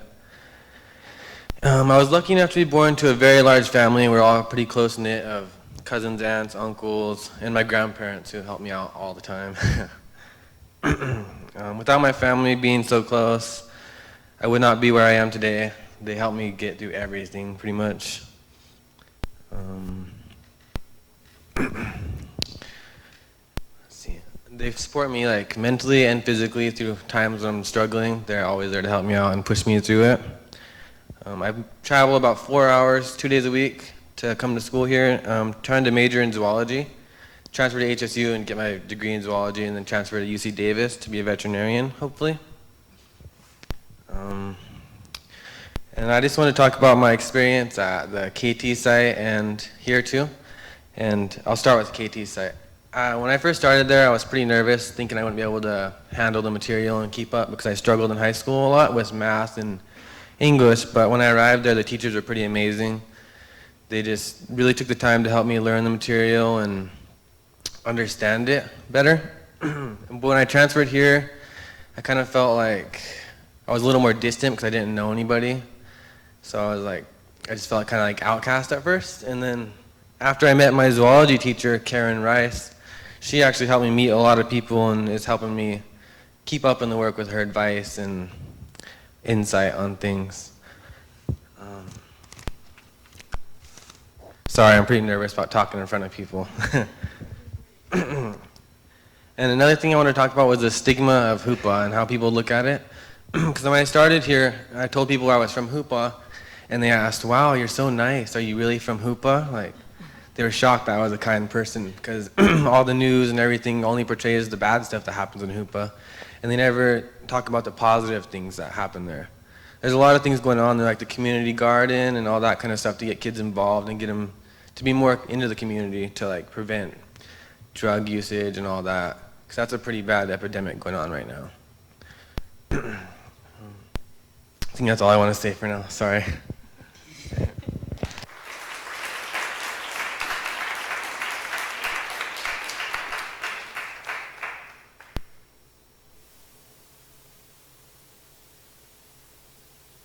I think that one of the things that really stands out to me, not just in this panel, but even some of our other students coming from Hoopa that are out here on the main campus, hey, and those that came on the bus too from our campus at KT, but for a lot of students from our community in particular, I think that the choice to be able to go to school so close to home is huge. I did not do that. I went far away, and that was rough. That was really hard. But I also know that in trying to go to school at home also is also challenging, very, very challenging also. So when I get to address the students or celebrate with them, like Ange was referencing, we have different celebrations for our KT students, for our HCOTEP students, and are really trying to support them in a way that makes them want to continue, because it's hard. School is hard no matter where you go, no matter what you're studying. I think it's hard and it's very challenging, and like I said, with kind of this historical legacy of education in our communities, it pops up everywhere. And you know, I've had conversations with plenty of people that would take a Native Studies class or a critical race and ethnic studies course or any kind of course that could tackle some challenging issues. And it's at those moments where we kind of have these like realizations of like, oh my gosh, like what am I doing here? Or like what is going on in my community, and seeing how all of these things are connected. But I think that it's really, really powerful to hear from our students and know that having the ability to maintain this connection to both homeland and to family is huge, because that is, I think, a very critical, crucial part of who we are at our cores. And so that's awesome that they're doing that, because I think it's awesome, but it's also an awesome challenge, and they're doing it. And so are many of our other students that we send out here. We have so many that commute. Actually, I think we ran numbers not too long ago, and I think we were filling like 80 seats out here from Hoopa that are commuting and doing that 4-hour trip every week, and working and doing other things, as many other students here are too. But it becomes a balancing act, and I know it's not easy, and just wanted to thank the students for being here too and taking time to offer their stories, because they're all powerful and different and yet still similar, and I think supportive of each other also. I think we'll probably just open it up if anybody has any questions, unless you think we forgot something. Did we forget anything? Yeah. I think that another piece, just like we were talking about, I mean, there's so many, and this happens for all communities or underrepresented communities, that there are so many stereotypes out there and so many slights, if you will, that happen, and sometimes we're taken aback and don't quite know what to do with them. But I think that I just, again, would encourage using your voices and speaking up for them and against them when it happens, because if you don't, then it's not going to change, and the system of education will not change until people that are becoming educated change that consciousness of educators. So it's also your challenge too. But I think we'll open it up if you guys want to facilitate any questions. Questions?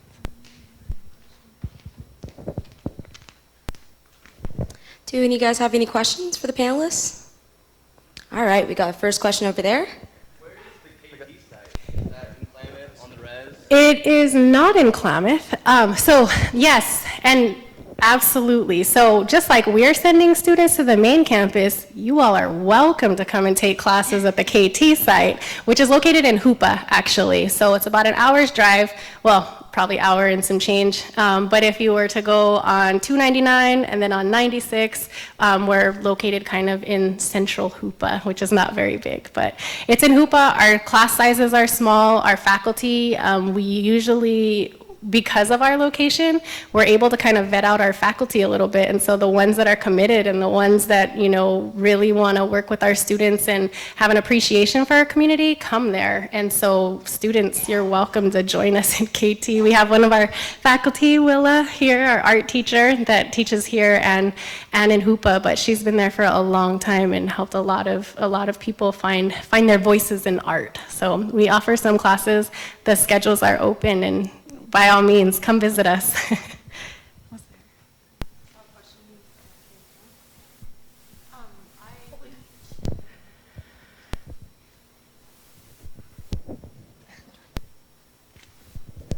Hi.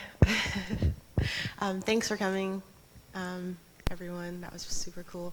I used to live in Wichipec, next to the Big Rock, before the, you know, that house next to the Big Rock. But when I lived there, I got word of like a lot of the local stuff that was happening. So I would go, but now that I'm here and going to school and stuff, like I don't really know what's going on anymore. And I was wondering if you guys would maybe, because like, you know, on those kiosks and stuff, we see a lot of stuff for like bands and plays, but it would be cool if we could see some stuff that was going on out there.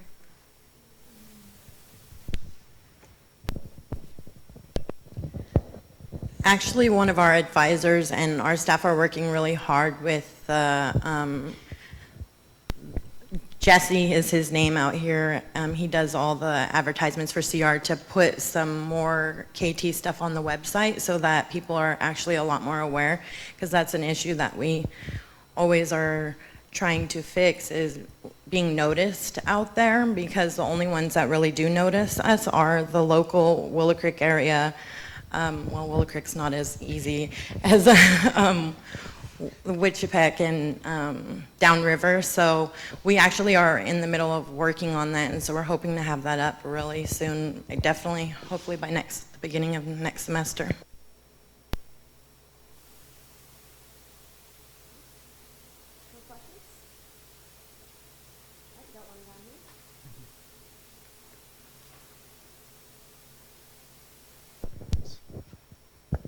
Okay.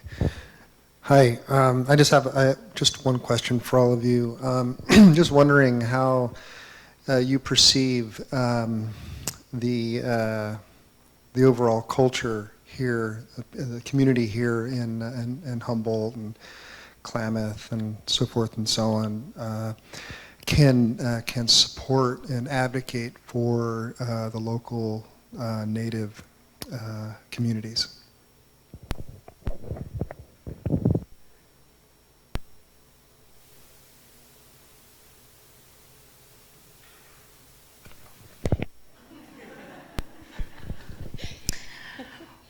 Well, I definitely think that we're making a big leap by having a multicultural center setting up, that it allows our students to have a place to go while they are attending out here.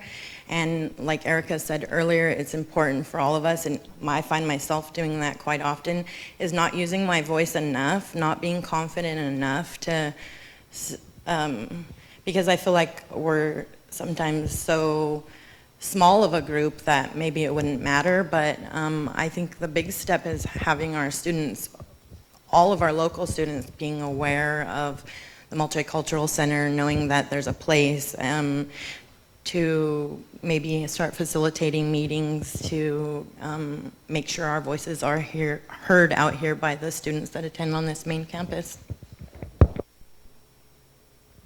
I know that when I went to SOU, one of the preview days, they had a multicultural center there. I was unfortunate that I had to work as well, so I wasn't able to attend, but I did go one day and I felt very, very connected, but then since I had to work, I lost that connection, and so I ended up transferring back to CR, but I can't wait for this multicultural center to be running so that I can have a place to go, since I'm living out here in Eureka, and so, yeah.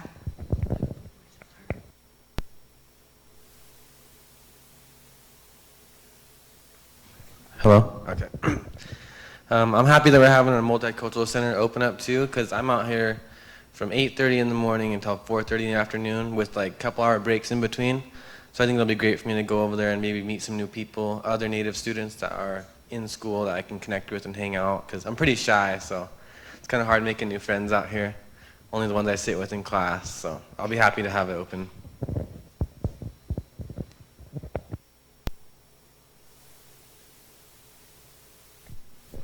I think as far as advocacy and kind of just the perception, I definitely feel like it is getting better. There are slowly but surely changes happening where more opportunities for support and openness and dialogue and positive things happening.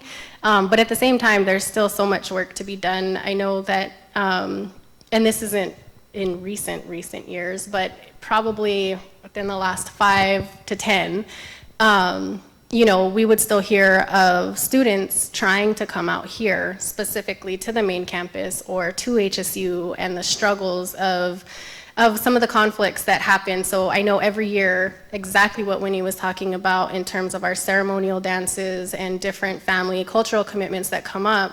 We have to choose, and I have relatives that have made the choice to go home instead, and they've, you know, academically suffered from that, or even have stopped out for some instances.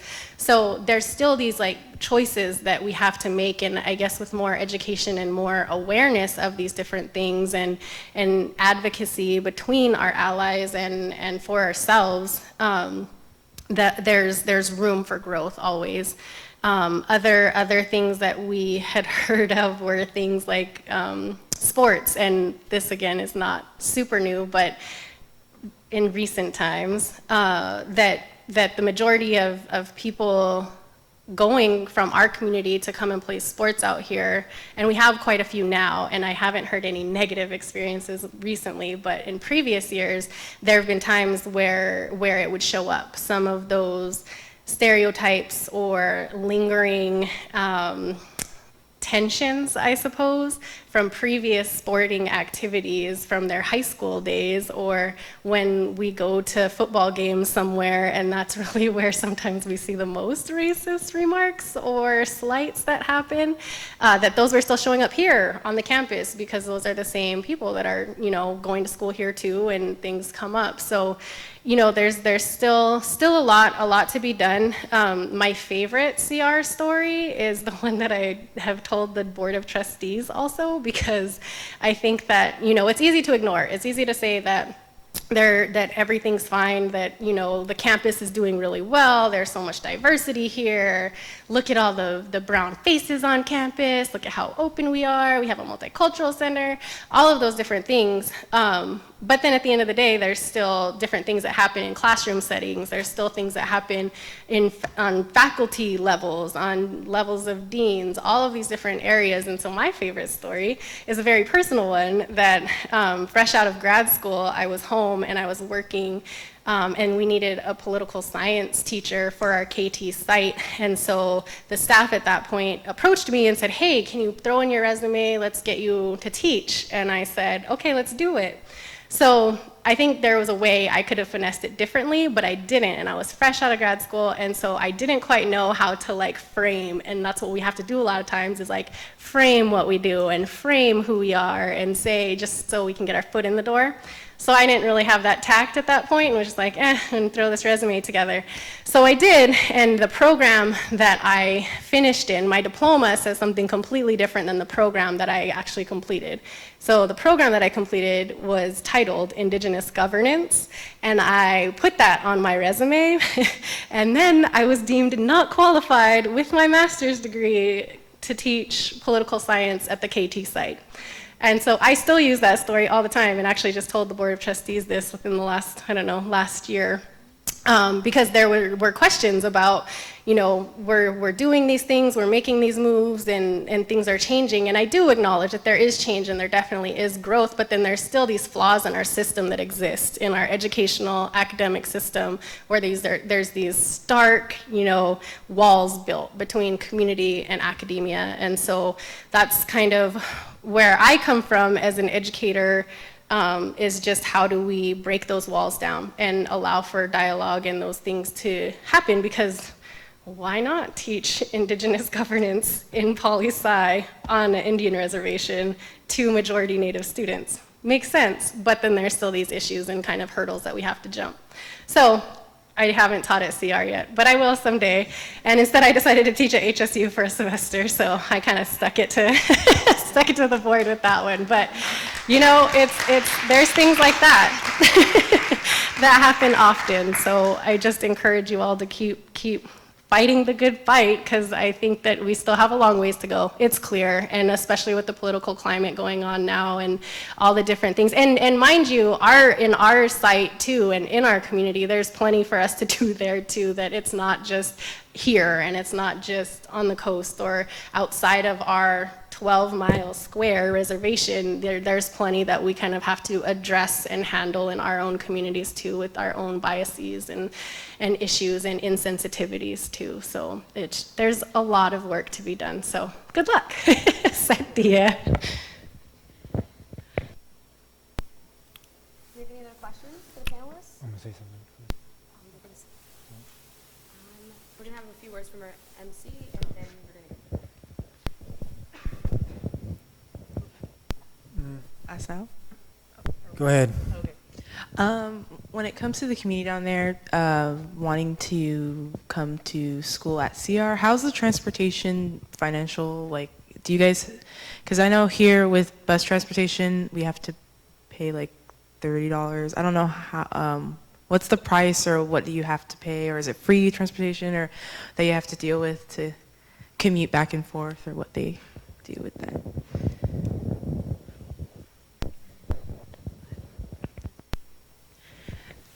I'm not quite sure. We do have a few students that are using the bus transportation, but very few, because they leave so early in the morning that either they stop in Gentoli and then they have to catch the Redwood Transit to go in the opposite direction. That's like, I think, very rarely used. In our area, we're fortunate to have a grant-funded program, Hoopa Career and Technical Education Program. And it's for all federally recognized tribal members. They have to meet some minimum criteria, but once they're into the program, they can apply for what they call the stipend or the mileage program. And so the stipend program actually pays them while they're in class sessions. They get an hourly rate equivalent to minimum wage. And the mileage program allows students that if there's courses that we do not offer at the KT site, or we can't have interactive television come through because there's not enough demand for it there, that we will sponsor gas, fuel costs. Depends on how many days you need to go, but we sponsor gas to students that meet the criteria for that program. So that's how right now most of the students that are commuting and are Native Americans are having the ability to commute, or they're living out here.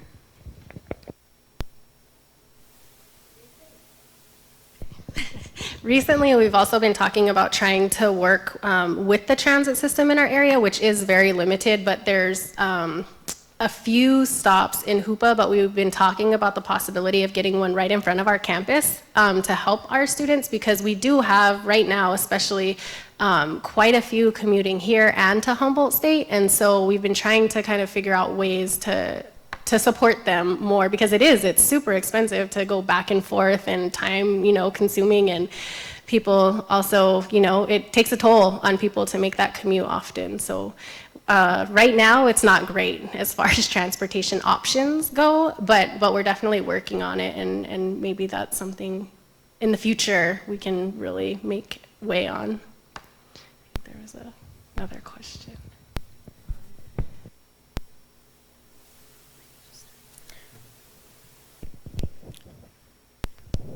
Hi, thank you for coming and talking to us. I was wondering if you find the courses offered in either or both locations, that the courses address cultural issues of today and the curriculum.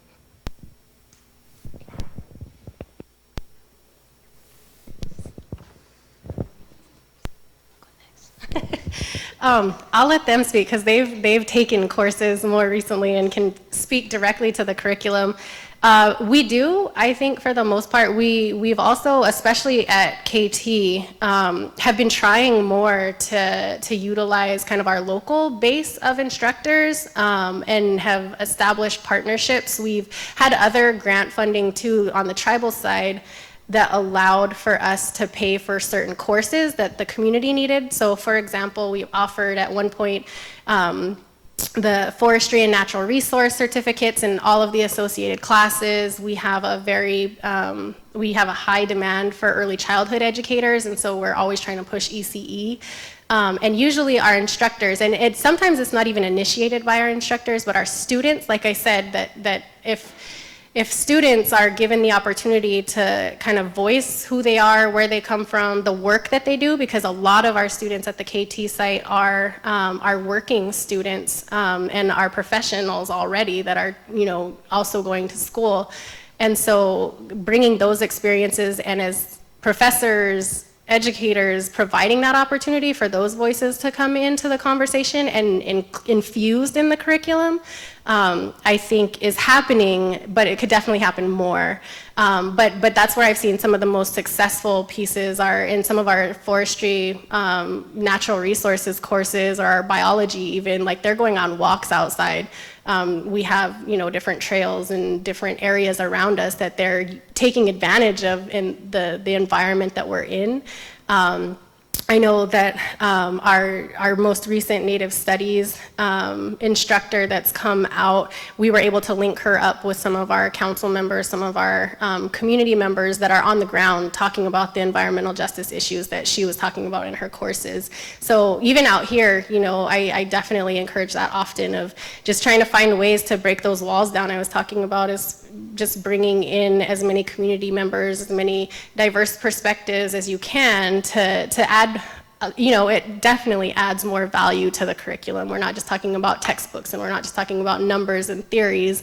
If we can bring humans into the room and people doing, this is really inappropriate, but doing real work as opposed to academic work. And I have had a struggle with that between academics and then on the ground work, but doing a little bit of both and providing conversations and dialogue about both aspects of that, I think is really beneficial. But I'll let these guys talk to the actual curriculum now. Are you taking a class? Culture.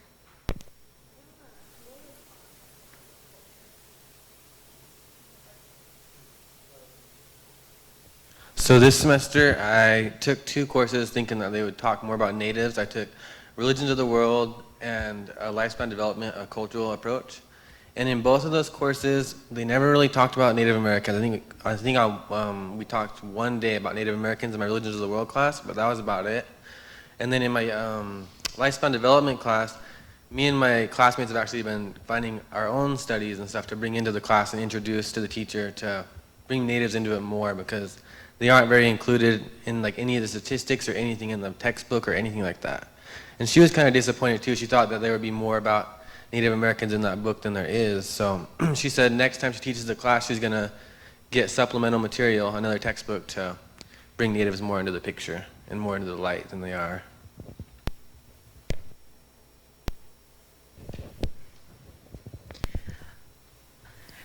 I have only had one course that has anyway related Native Americans into it, and that is actually a course that I'm enrolled in right now. The instructor is an English instructor, and he is talking about salmon and the global dilemma that we have with Native Americans and their rights to salmon, and how to gain those, or to protect that resource. And so that's the only experience that I have had in any of my classes, but I'm not a Native American Studies major or any of that. I do think that it would be someday really cool, and I think that's why we're up there promoting education, is that actual Native American teach a Native American Studies course. I always find that difficult when I see a non-native teaching a course like that. I think it's really important that I think we have quite a few in our area of Native American Studies majors that it would be awesome if they could teach in our area about our culture, you know, to help preserve it also. I haven't really taken any courses that have Native American culture like tied into it yet, but I'm planning on taking the lifespan psych class and religions next semester. But one interesting thing was I'm taking a geology class this semester, and I was looking inside the rock cases, and there was this one rock that was found by my grandma in Hoopa, California. And so I asked the teacher about it, and she didn't really have any information on it, just other than the name and who it was found. I mean, I thought it would have been like a little bit more info on that, because other rocks have a little bit more info on it. So that's one thing that I experienced.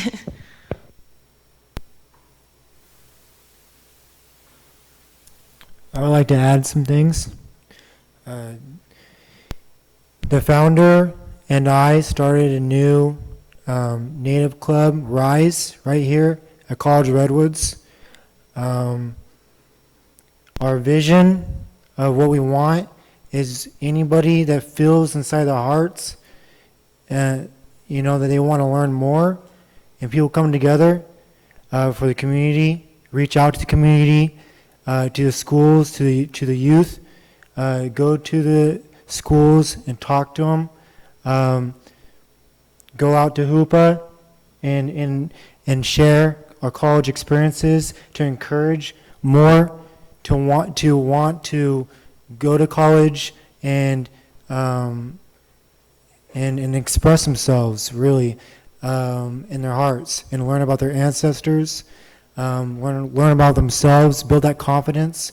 I have other things in my mind and visions that I want to share with people, and that will come with time as the club grows. So I wanted to add that's what's happening right now, and if you're interested, you know, come. So I wanted to add that.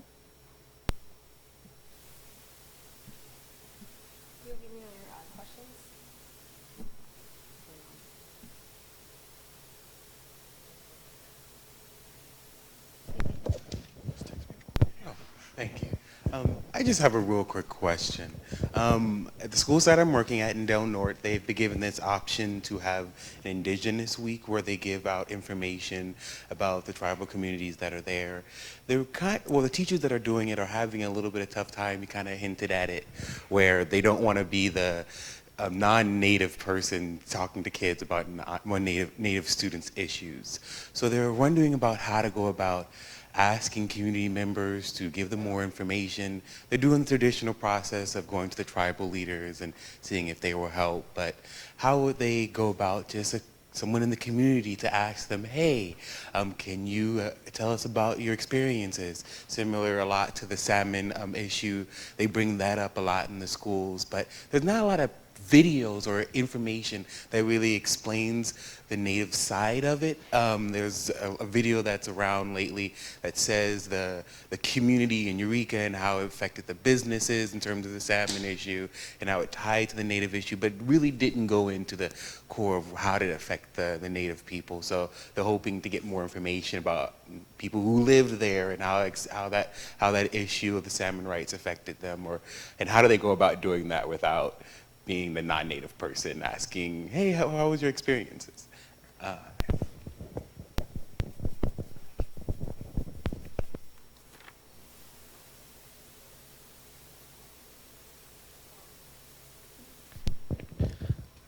So I could just reflect on how my experience with the salmon is going. I used to be able to fish all the time when I was a little kid. Even now, I'd still be setting net. Like, it's maybe getting late now, but we'd still be setting net. But the fish have been very scarce this year, so they shut fishing down early, so there's no fishing at all, which is kind of a big deal because that's like one of our main staples. We usually eat that like year-round, like preserve it and then eat it year-round. I don't really know how they can go about getting more information about it though. I think it's important that for issues like that you could always stop at or start at the local tribal offices. Usually that's the general hub for, I mean, everybody knows everybody in these communities, so they know who the big fishermen are, who the big traditionalists are that are still really practicing heavily, and so they can at least point them in the right direction of the people to ask, because that's always an issue too, is, you know, I guess maybe is why wasn't I asked, or who do I ask? But that's where I would start, because talking to any local, they pretty much know who you would go to for that general resource, because that's their life, that's their everyday, you know, that's what they do. So that would be my recommendation.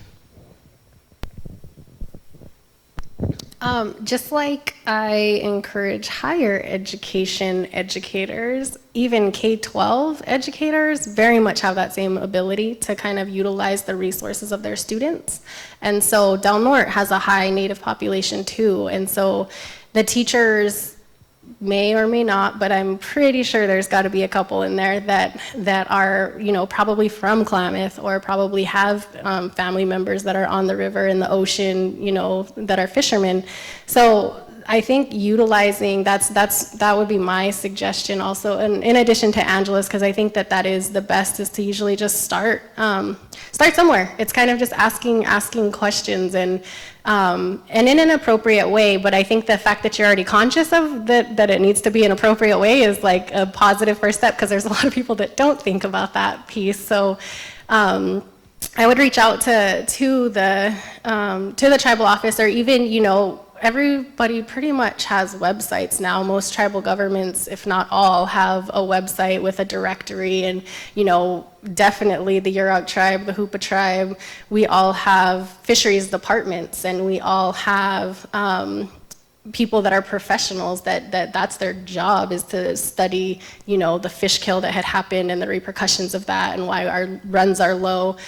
So just kind of looking a little bit further, a little bit deeper. But like I said, I think students are awesome, and it really comes down to the relationships, and that's kind of, I think, the responsibility of the teachers or the organizers, is to build those relationships and sustain those relationships, so that the community members that are invited also feel welcome. You know, it's not like an out of the blue thing or any, you know, it doesn't have to be such based on an event or a specific thing. It could just be opening a dialogue, and probably somewhere in that dialogue it'll come up that person, you know, comes from a fishing family, and, oh, hey, you know, we're going to do this on this day. What do you think about coming into the classroom? One other thing and resource that I'll give also, and I'm not too sure about Del Norte, their Indian Ed program, but our Indian Ed program in the Klamath Trinity School District, they've developed quite a bit of curriculum lately, so we have some curriculum, and I don't know if Del Norte has utilized it, but I know that like McKinleyville is utilizing it, and a couple other schools out here on the coast have called and asked for prints of, like, there's a land tenure curriculum, there's I think a gold rush curriculum, there's a couple curriculums that are designed and kind of out there, and they have quite a nice resource library in Hoopa. But that's also a resource, is contacting each district in this area at least should have at least an Indian education director or program to contact for some more resources. All right, we have time for one more question. Do you have any questions out there?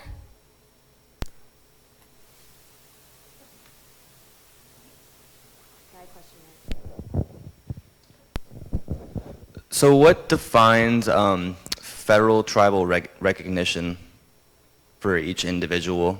Because I have friends who aren't recognized and some that are.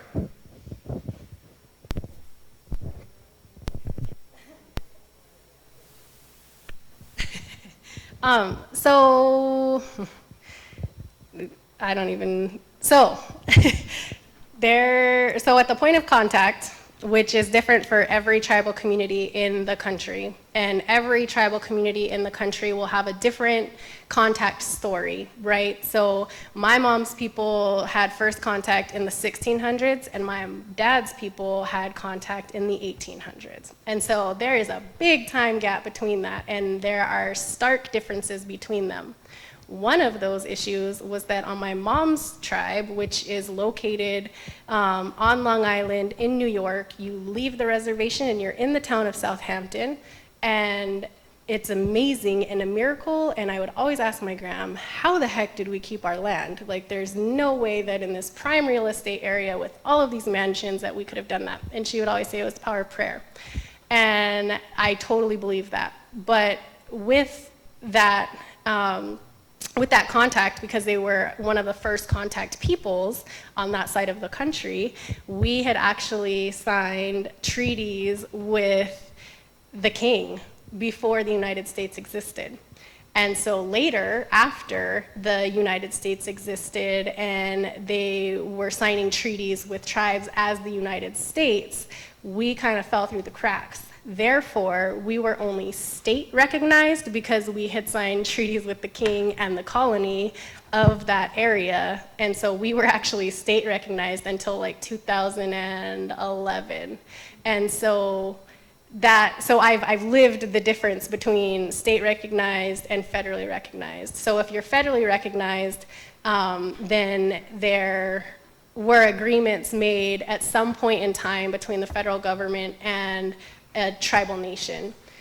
Some of those histories are even more different than that, where a community could have been federally recognized, signed treaties, and something happened, or usually a resource was wanted where a federally recognized tribe would have lost their recognition. So there are some in Wisconsin, some here that have happened in California, where in the times of termination, tribes lost their federal recognition status.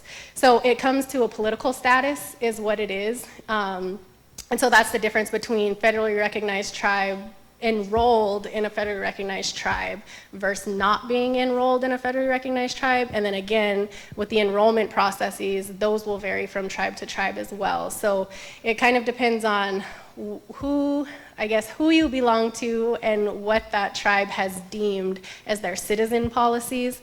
And so that can vary from something like a blood quantum system to ancestry to lineage. There are places where if your maternal side, if your mother is that, you are that too. And so it ranges from every tribe, and it would have to be individualized in that way.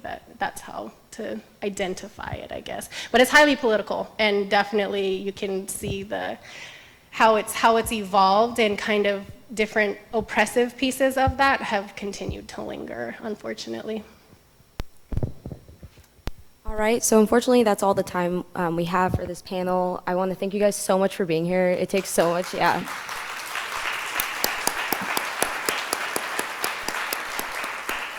It takes a lot of strength to come up here in front of a bunch of people and share your stories, and yeah, thank you so much. So yeah, we'll be coming back at 11:45. We have another panel discussion, experiences of students, of marginalized students, and yeah, I want to remind everyone that at 1 o'clock we'll be having lunch in the cafeteria. We'll have more speakers, we'll have a ribbon cutting, and we'll have more performances, so please join us there.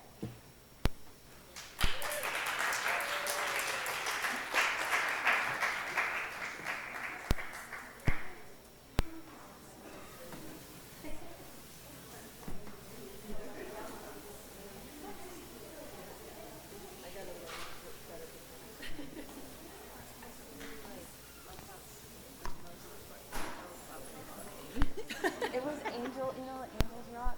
Oh, yeah. She found it and she wrote like a brief description. Oh. It wasn't.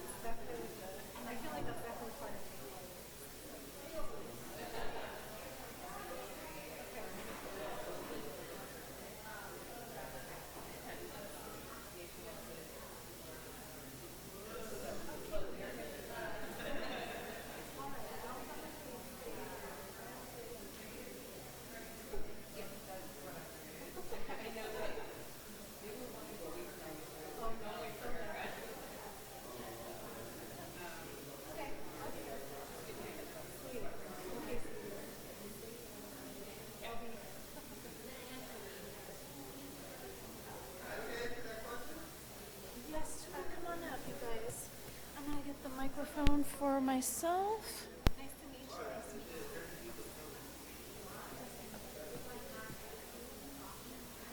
Is Ian on this panel too? Yes. Ian, right here? Yeah, okay. Yes. Testing.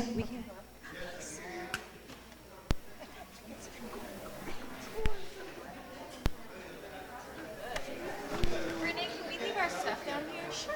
Yeah. I'll leave mine here. Renee, how you doing? You look so nice. Are you putting your stuff there? You can put your laptop over there. Oh yeah, of course. I wanted to be here earlier, but I had class this morning, so. It's been going really well. Yes. I was gonna go home to eat, but I forgot this was going on, and so I'm gonna stay for. Oh, good. Hey, well, we have a free lunch. Yeah, I know. I'm sticking around for it. Good. She can take care of that one. Yes. Yeah, cool. Yep. And it's on. Yes. This is.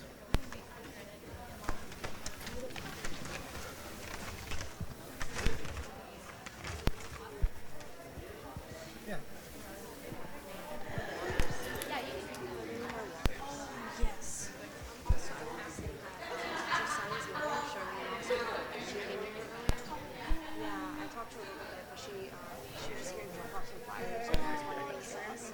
There's like any pertinence that I could make an announcement about the city council today. All right. Absolutely, Rain. Are you kidding me?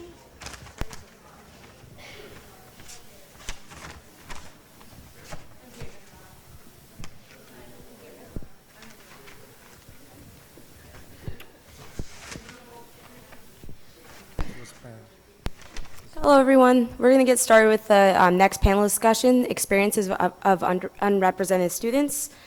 Today we have Candace Moore, Brianna Lean, Tammy Konkam, Kai Burhane, and Nicole Fanlow. Give them a round of applause.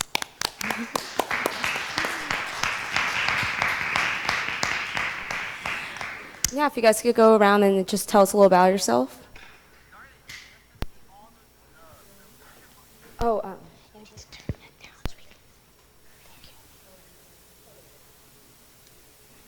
Good morning. We're going to have a conversation today. So, to each of you, beginning with Nicole, please tell us about yourselves and what brought you to CR. Well, wow, that's loud. My name's Nicole, and I prefer she pronouns, like her, she, female, I guess, is what you call them. I came to CR because I wanted to get an education and further, I think at first I wanted to do social work, but now I'm starting to figure out that I want to do research psychology. And like, I really want to help my community and like, with like social work, but not really. I kind of just wanted to come and get education, and yeah, that's about it. Yeah. Thank you. My name's Tammy. I'm a transfer student from Kansas, and I came to CR to get my residency until I transferred to HSU. And I'm hoping to become a teacher. And I'm a refugee from Laos. I immigrated to Kansas in the late 80s, and I will be the first woman in my family to go to college and not be in an arranged marriage.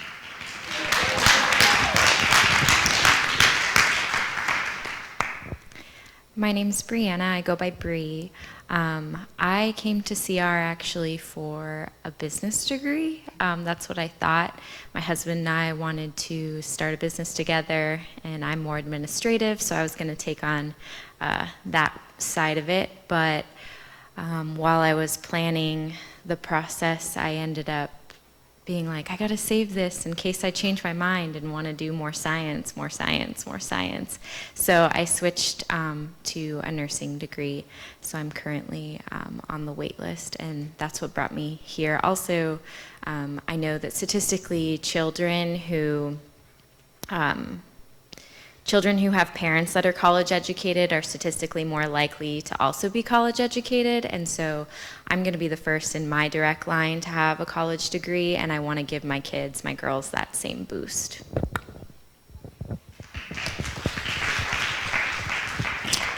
Hello, my name's Ian. I'm on my last semester here as I go on to HSU to be an environmental engineer. What brought me here was my 4 kids. I needed to find a way to provide for them, and that was just getting a little more brain power so I could make more money for the time I put in, I guess.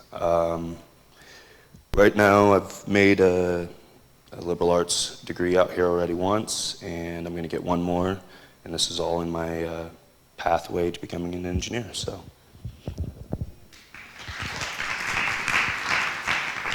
Hi, my name is Candace. Sorry, I have a loud voice. So I came to CR because I was broken from a codependent relationship. I was fresh off drugs. I used heroin for about 5 years in a bedroom alone. And I didn't have a sense of purpose in my life. I'm 32, and so I've been clean just over 2 years. And I came up to Humboldt County to get away from this bad relationship in Sacramento. And all I knew was that I didn't want to be a bank manager anymore. I didn't want to sell people checking accounts or things that they didn't need or try to create a need awareness. And I figured that this was going to be my last chance to save myself, because I felt like if I didn't invest my time and myself into something important, that I was going to die. And I knew that reality was real. And it was hard for me because I knew what I was capable of in the past. I had seen my successes at the bank. I'd seen my growth, my potential, but I wasn't utilizing that potential. And so sitting in my parents' bedroom for 8 months trying to figure out how I was going to emotionally adapt to society post-drug use, I was really angry. I didn't have the ability or the skills to be in a situation in a classroom, but I didn't let that deter me because I really didn't have anything else going for me. And so that's what honestly brought me to CR.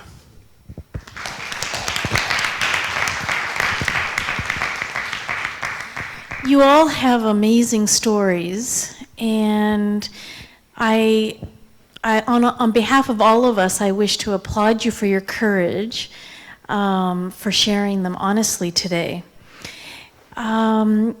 Let's start with challenges. In view of your experiences and your backgrounds, could you please share some of the main challenges that you have experienced as students and in general in the community?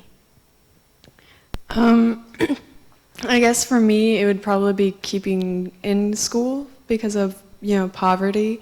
Trying to make school my #1 priority over, first my mental health, and then my living situations, and then schooling, but that schooling was going to be my main way out of poverty, I felt like, and into a better place for my mental health too.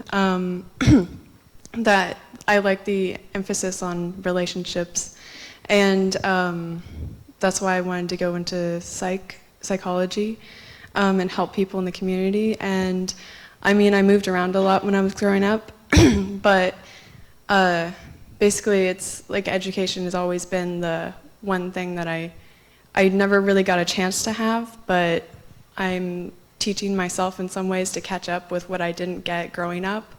And it's kind of a struggle, trying to teach myself how to write an essay or, absorb information. I was by myself a lot, so I didn't get to learn in the way that you would in a classroom. I always had to absorb information that I wanted to absorb, and it's kind of hard, but I think when I came here, it was this huge opportunity. I saw it as an opportunity to grow because I feel like you have so much going here. When you take classes, you get English, you get all these varieties that I really didn't have growing up. So that would be a major challenge. But I really appreciate college because there's so many opportunities that I just didn't have with a lack of schooling and with like a lack of socializing too. So, but I think that really has helped. Honestly, education has always been, recently, because I didn't get into it very early on, it just became like this huge thing for relationships with teachers and students and like a good talking point. And I really, like, I just love education. So yeah, I mean, it's like a struggle, but it's also like a huge benefit that I've had in my upbringing is the lack of, but then now like the fulfilling part of experiencing it. So yeah. And Nicole, when you say that you grew up in poverty, as much as you'd like to share, as much as you feel comfortable sharing, would you describe what that looked like for you? Well, I kind of had, I moved about 18 times, like sometimes it was every 6 weeks, sometimes it was 7 months, sometimes we stayed in a place for 3 years. But every time I moved, I actually had no idea that I was in poverty. I just thought it was normal because I was so isolated because of the moving, and that we couldn't leave the house a lot because we didn't have enough money. That if we did go to school, we had the money to barely get to school and then get back and maybe feed ourselves. And sometimes we didn't have food. And sometimes we had to really I had to think about how much can I eat and how much how should I give that to my sister? Or should I let my mom sleep on the floor because she has hip problems? And I'd always choose to eat less, or I would sleep on the floor and I would adapt to it and I would make myself comfortable there because I knew that she couldn't make herself comfortable there, and I didn't want my sister to be there because she's my little sister and I cared for her. And sometimes we just didn't get out much very often, but I had friends that had it way worse than me, so I didn't really understand the poverty thing. I thought oh, it's like third world country poverty. But some of my friends had newspapers for windows. So it was what I had was there was so much of what I had. I had a roof over my head, I had food. Even though it was a struggle, it was a lot more than what people that I knew had. And our relationships were way better because that was another thing that we could do was there was a lot of strength in relationships because of what we didn't have. But it was, I don't know, I think poverty helped in some ways, but it really hurt in others. But, I think there's a lot of good that can come from those things. But, yeah. And does that experience growing up, does that still impact you today? Oh, yeah. Oh, yeah. It impacts me to, I sometimes have survival instincts. If my home is threatened, I'm gotta think about living in a car, or I gotta think about food, or what can I do to make money, or how many jobs can I work. But school has always been attached to it. It's always been I'm going to go to school no matter what. That's what I need to do.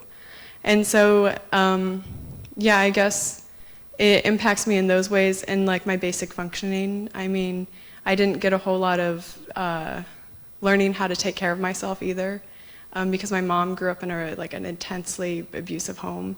So she was just she did a really great job with us, even though it wasn't the best. I had to reteach myself how to brush my teeth at 15, and I had to learn how to take showers and now I'm learning how to feed myself, which is incredibly hard, but I can do it. And I mean, it's just, there's a lot of growth when you don't have a whole lot. The only thing you can do is grow. And I think that's a positive way of looking at it. I mean. And you're able to balance all that and attend school here at CR. It's amazing. Yeah, it's definitely I had to make it a priority, because I mean, if I don't have that, then I'm stuck where I'm at. And that's hard, and that's not giving myself anything that I need. And what I need is to feel better and to be healthy. So education is my healthy point. Yeah. Thank you. Yeah.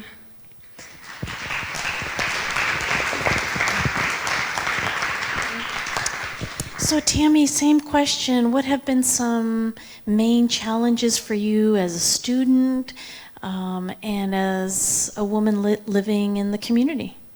So one of my main challenges right now is going to school and staying in school. I live a little bit north of Trinidad, so I actually have to walk about 45 minutes to the bus stop. and then I commute for about 2 hours. And I have to come to school Monday through Friday, and then on Tuesdays and Thursdays, the bus doesn't run to Trinidad after I get out of my class at 8 o'clock. So Tuesdays, Thursdays, I have to find people to stay the night with, and paying for school is difficult as well, because I come from a poor family. And I remember the first 2 years of college, I had to use part of my refund checks to send money back home to my family because my mom's the only one that works. And I made the decision to go to school instead of working and supporting my family. But I feel very privileged to go to school. And I know that my mom would want me to be in school as well. So other than school struggles, I also have identity issues because being raised in Midwestern Kansas, where it's all white people, and as a refugee, they wanted us to assimilate. So when we moved here, the doctors gave me and my brothers all Western names. I'm named after Tammy Wynette. And I was kind of, not really forced, but pushed into being very Westernized. So when I moved out here, there was certain microaggressions like, oh, is your real name Tammy? Well, your English is very good. Or, you know, the common question is, where are you from? No, where are you really from? So I struggle with identity issues, racial microaggressions, and of course, education. But if anything, it has made me into a stronger person. Could you say more about the identity issues? What do you mean? Are you torn between cultures, or could you expand on that? The identity challenges? Cultural identity challenges, because, you know, I grew up as one of the only minorities in my class in Kansas. So to my white friends, I'm not Asian enough, but to my Asian friends and family, I'm too white. So it's like, well, society wanted me to be this way, but it's just, I'm still trying to figure out who I am. When you and I spoke, at one point you shared with me that sometimes you have the desire to tell people that you are not part of a model minority, that you yourself are not a model minority. Would you mind sharing a little bit about that? I am definitely not a model minority. I am terrible at math. And I speak my mind as an Asian woman. I'm not the typical, stereotypical, like, passive, subservient Asian woman. And as the only woman in my family, I feel like I'm almost having to promote this image that not all Asian women are a certain way. And especially when I have to apply for colleges, I almost always hate checking, you know, my race is Asian, because I'm held to a higher standard, regardless of what my ethnicity is. So. You mentioned, Tammy, that your family was a refugee family from Laos. Could you share a little bit more about that? So during the Vietnam War, we had to escape communism. So we swam across the river to Thailand, and I was born in the refugee camp in Thailand. My parents were trying to swim to Australia in a boat. They got caught, so we were put in a refugee camp. And my grandma, she's still out there. She actually uses the same trail that my family used to escape, to help North Korean defectors get from the China border to Thailand, so that they could fly to Seoul, Korea as refugees. And my grandma's like she's the main reason why I'm going to school for geology and geography, so that I can, once I get done with school, I can go back to Southeast Asia, or at least the Middle East, to help with these unexploded mine ordinances, because they still go off every day and people die every day because of that. But we immigrated to Kansas thanks to a Christian family who sponsored us, because you can't come here unless you know somebody. And my parents were trying to go to Canada, where the rest of my family were, but they shut off the refugees there. So we settled in Kansas, and my dad doesn't work because of PTSD. My mom makes $9 an hour working with plastic, and I'm one of 6, and only me and my older brother are allowed to, well, not allowed, but we're in college right now, and my younger brothers are about to graduate high school. Is there anything else that you'd like to share today about how your college experience has, you've been faced with challenges? Well, besides having to make the decision of whether or not I want to go to school or to get a job to help support my mom and my brothers, some of the challenges I face are having to, I don't know how to put this. Well, one of my other challenges is reducing the stigma of rape on women, especially I was raped by my white male roommate, and it really upsets me how some societies or even schools try to silence us. My old school, I had reported it to the school, and they didn't really do anything to help me. So I feel like I only want to tell my story because it's not on me, but it's also like on us as the community to how to teach these people or kids, I guess, like it's almost like an attack, not on women, but it's like on the whole society. I don't know if I'm saying this right. Yeah, it's perfect. 2 out of 3 of all of us are raped, sexually abused at some point in our lives. Yeah, and it's. And I thank you for your courage to talk about it.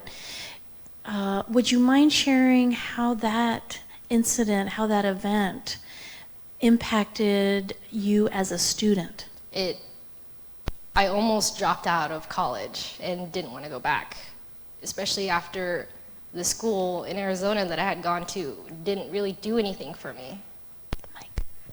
Especially the school that I had gone to in Arizona didn't really do anything to help me, and all they did was expel this guy who he ended up going back to the school next year.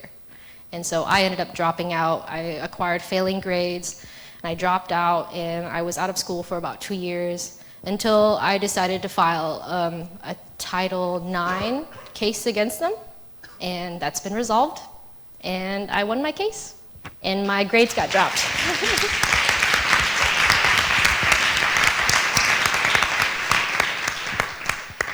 And I am going to brag on your behalf. You are one of the co-founders of the Asian Pacific Islander Student Club here at College of the Redwoods and a very active member of the Multicultural Center Committee. Okay, thank you.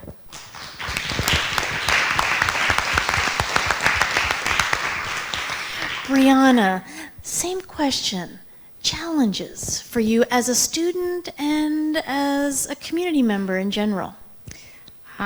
Challenges for me have been, well, the biggest thing for me has been I'm a mom. I have 2 kids. My kids are now 3 and almost 5. And I struggled in the transition from like single person to married to mother. All happened really fast. And I had grown up with like, my mom was in and out of psychiatric hospitals because she has, or had, I don't know, she's not on medication anymore, she's healthy, but she had manic depression and bipolar disorder. So I didn't really get the, her being in and out made things less consistent for me. And I didn't realize how much that had affected me until I became a mom and didn't get enough momming myself. And so then I thought that I knew lots of stuff about mental health because of my upbringing and my experiences, and I totally missed for years that I had postpartum anxiety and postpartum depression. And so while floundering in that alone, I felt really like this loss of sense of self and not knowing what my purpose was, and I wanted to do something. And even though raising a child is important and cool, you know, it's a big deal, I felt like I wasn't doing anything. Like, I need to do something that matters, and I'm not doing anything. And I felt guilty for feeling that way since I have this baby that I should be, you know, enamored with, and this should be everything because that's what all my other friends are doing. and I knew I wanted to go back to school, but childcare is so expensive, and where I was at, school was so expensive. I was living in Montana at the time, and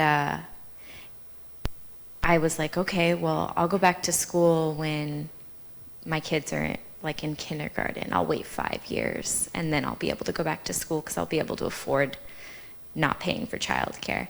So we moved back here, and I just got like this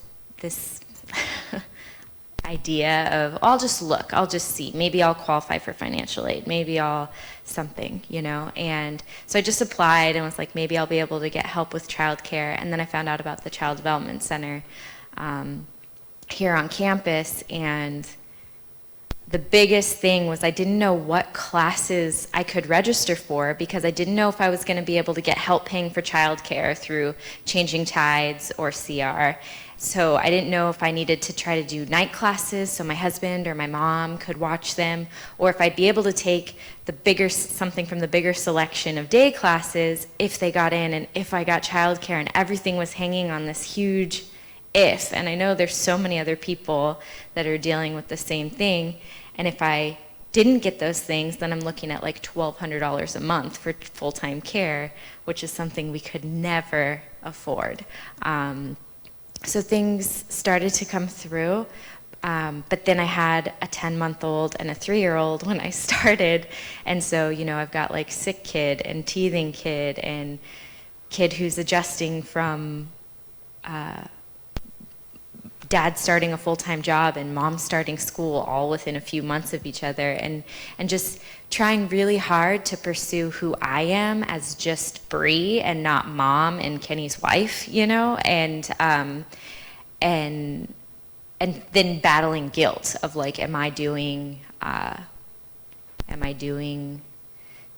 too much for myself? Am I doing not enough for them? Am I doing not enough for myself? You know, and just the balance of being someone's partner and mostly being someone's mother, because partnership, I feel like, comes easy compared to motherhood. Do you think that CR could do more to embrace students who are also parents? Oh, absolutely. Like, I mean, increased funding to the Child Development Center would be awesome, because then maybe they could take more students, because they always have a wait list. And they're always, you know, trying to make sure they have enough good staff. I have friends who were still breastfeeding here on campus, and so they had to pump in order to maintain their milk supply. And I know several women who have quit breastfeeding because there was no adequate place to pump.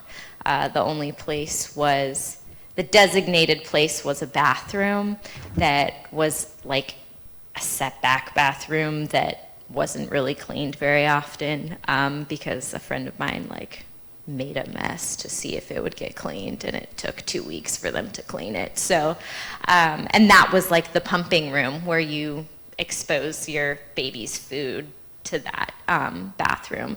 So I've worked with other friends of mine to kind of help us figure out something on our own, but not being met with a lot of enthusiasm in helping that. And then, but I do feel like there have been some really cool things that CR has done. Like I've brought my kids to class a couple of times, and I've seen other people do the same thing. And I wonder if it's because we are so small and we get to know each other, and so there's this rapport and comfort with asking for those occasional occurrences. And I felt really supported in that. Yeah. Thank you. Ian.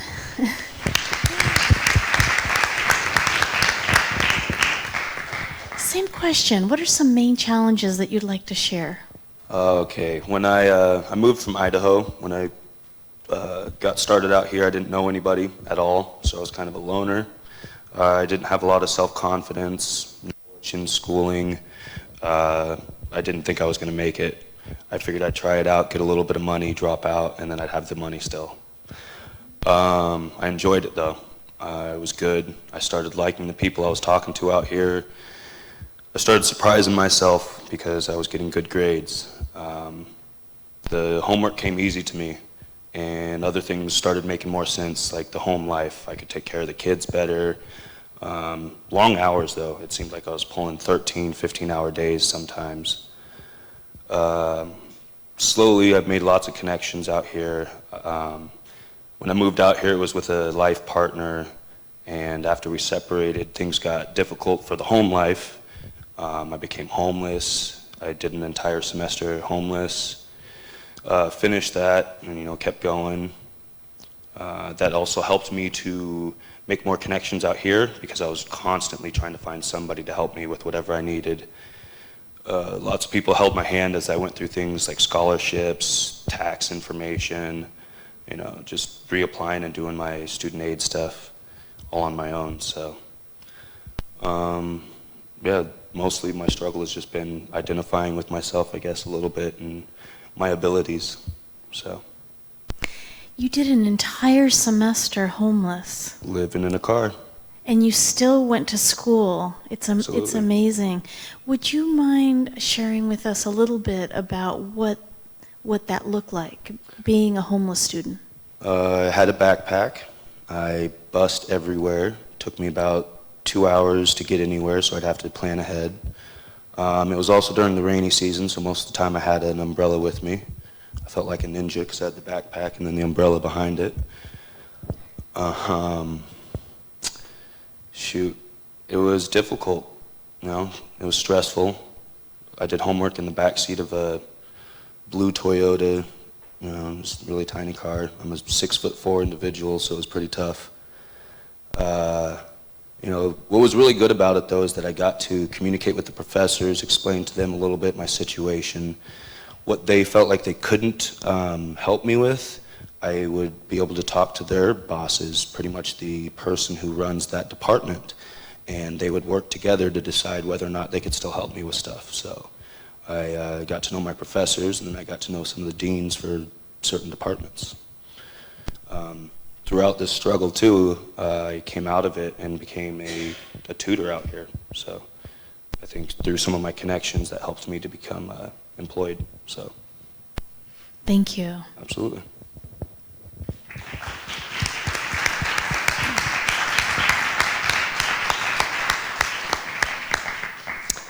Oh man, the challenges that I have faced since I have been at CR. Let me start. Well, so I started in fall of 2016, and I was about a month into my newly returned semester because I had attended here previously when I was 17. And the home life at my parents' house, like I said, I'm 32, so there was some conflict in just the way that they saw things, I saw things. We didn't really have the best communication, and there was a lot of dysfunction going on and a lot of blaming, and just the dynamic, I could tell that I was growing because I wasn't able to tolerate it anymore. So it was, I would say, the beginning of October. We got in a huge fight, and I left, and I told myself that I was never going back to that place or any place that made me feel like crap. And all of these places I had been running from had made me feel like crap, and I just realized at that moment I had to take a stand for myself and do something to change my life, because I was so tired, so sick and tired of complaining, yet not doing anything about it to make a damn difference. And I was so frustrated with myself, and I was more frustrated with the complaining and the negative attitude and the bad outlook that I had on life. And instead of looking at opportunities as opportunities, I kept looking at them from a victim's point of view of like, how, could this happen to me, and why was I the chosen one to have all of these horrible things? And I realized that way of thinking wasn't going to get me anywhere, but in a corner alone, self-loathing, feeling like crap, not accomplishing anything. So similar to Ian, I spent two semesters homeless. My very first week, I remember it like it was yesterday. I remember because I had a dog, so I was living in my 91 Crown Victoria with everything that I owned, my dog, and camping gear that I had acquired earlier that summer. And I remember parking right across the street from the first entrance at the college, and one of the security guards came up to me and asked me what I was doing because I had my tent pitched. And I said, well, this is the safest place I feel like I can camp, not get raped or, you know, have something bad happen to me that's safe within proximity to my school where I can get there to class early. And he just said to me, I didn't see you, and he drove off. And that was my first real indication that, you know what, I got a chance. And I know that a lot of things have happened. That car brought on a lot of negative energy because it was old, it was busted, it looked like someone that was either selling drugs or, you know, someone that was just living this, you know, gypsy lifestyle that really shouldn't be thought anything more than what it is, but society has put all of these labels and all of these things that are associated with things that we hate or that we don't like, or we look at them and we compare ourselves. Well, I have more than that person, or that person has less than me. You know, and it's kind of our automatic judgment to do that. And so one of the things I wanted to improve on was that I just wanted to stop hating so much because I wanted to stop hating myself. And I was hoping by stop hating myself, I could project better energy into the universe and actually bring some great things to myself that I knew that I deserved. I didn't believe at that point that I deserved it, but I knew that I deserved it. So I went to Petco and I told them I'm not a thief, but I need dog food. I'm about to go to class tomorrow and I need a bag of dog food. I went to Walmart, told them I'm also not a thief, but I need a way to charge my computer in my car. So they donated an inverter to me so I could plug it into my ashtray lighter. So those are the very few things that I could think of that were out of the box, that was creative, because as you know, in Humboldt County, we have a deficit in resources. We lack abilities to be able to help people in situations that are struggling from drugs, that are struggling from mental health issues, that are underrepresented, that are marginalized because of a stereotype or something that we associate with them. And I realized that I was tired of feeding into something that was superficial. It wasn't real. It wasn't really helping anybody, and I needed to do something that was more meaningful. And I started realizing these lessons by people that were investing in me at the school and in our community. And at first it was very challenging because people were skeptical, because I'm sure I still had the tics of a prior drug addict. You know, and those things take time.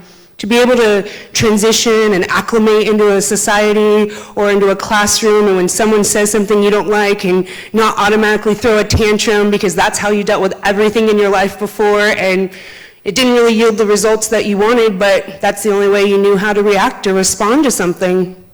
So through DSPS, through working with Renee, working with EOPS, I pretty much went to every program I could find on campus and said, here's my broken record story. I'm not giving up, I'm not getting out of your face, and I need to do something because what I've been doing isn't working. And it was a Socrates moment where all I know is that I know nothing. And that's pretty much where, by me taking out anything that I thought I knew before and just being open to receiving new messages, holy gosh, you know, those were some challenges that were real. The homeless, the acclimating, always constantly self-monitoring and being unsure of my perception of who I really was, the lack of resources. I can think of a time in particular, my very first day I was homeless, I locked my keys in my trunk because I was trying to get deodorant out because I found out I could shower at the gym. So I ended up calling a guy, you know, for the roadside assistance. They said I needed a locksmith, and long story short, I peed my pants that day. Like, I had class in 30 minutes, I peed my pants, there was no toilet, and there was someone that answered the phone in EOPS as I'm screaming and crying because I hadn't missed a class yet, and I still had this perfectionist mentality that, you know, I went from doing nothing and now I have to do everything perfectly because, of course, now I'm, you know, applying effort. So, duh, isn't that how it's supposed to work? And, you know, I found out it wasn't. And that lady, her name's Jenny Quigley, and she brought me a towel. She doesn't work for the school anymore, but she brought me a towel to the parking lot, and she made me feel okay. She made me feel okay that it was okay to pee my pants. It was okay to be homeless. It was okay to be sad. And it was okay that I was going through all of these things because I knew, like, I had to find the positive. At least I'm not dope sick. At least I'm not getting my, excuse my French, my ass beat. At least I'm not sitting there and doing nothing like I was for the last, I don't know, 5, 6 years. Kind of lost count after you do nothing for a long time. So after, again, all of these little moments added up, they told me I could store stuff in the lockers. They started a towel program at the pantry, a sock you know, where they asked, what do you need? Tampons, toilet paper, socks. I mean, that was the biggest thing. I always needed socks because I did camp out at the Avenue of the Giants many nights, wake up at 6 in the morning, try to dry your tent out in this moist weather that will never dry, building illegal fires, hoping and justifying in your mind, well, I'm doing this illegal activity so I can go do this so I don't ever have to do this kind of stuff ever again. Knowing that I could possibly be creating huge problems, but I just had to keep faith in my process and know that I was doing the right thing. And I can tell you, those challenges have changed over my semesters, and I'm proud of that. I feel like my challenges now are a little more first world problems. Like, how am I going to schedule all of these things and at the same time I have a job because of my struggles, because of the grit that I showed. I didn't even know what grit was, and I learned about grit through a great book, through Dave Holper's class.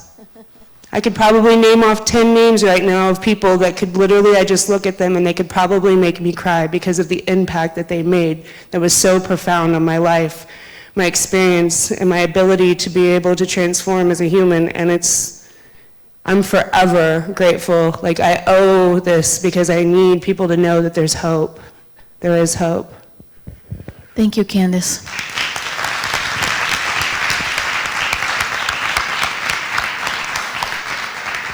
Before we open it up for audience members to ask questions or share or make comments, I want to ask you one last question, and I'm starting with Nicole because you have a quiz you need to run to in class.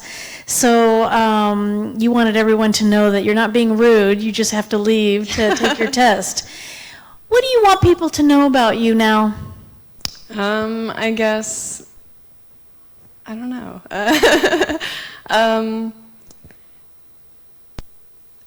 That sometimes I struggle, and sometimes I struggle with basic things, but that because I can't comprehend something in education doesn't mean that I'm stupid. It just means that I haven't had the opportunity to learn it in the way that I needed to learn it. However that may be, whether it's creatively or organized, or, you know, somebody just needed to put a book in front of me at the right point in time. But yeah, I just, like, I think learning is what I've really picked up from my life, and how to communicate with people and working off of what you need, because we had to be resourceful, and, like, you know, kind of what she was talking about resources, and once they're offered to you, how good that feels, and, like, knowing that they're there when you don't think, like, when you don't feel like there is anything there. And definitely people, like, can make an impact. And yeah, I mean, that's pretty much it. I mean, other than, you know, I guess don't assume things about me, because I can present in a one way and then be a completely different thing. And especially in my education and my personal life and my relationships. I think that goes for, like, everyone, you know. But yeah, I mean, I guess that's it for me. Yeah.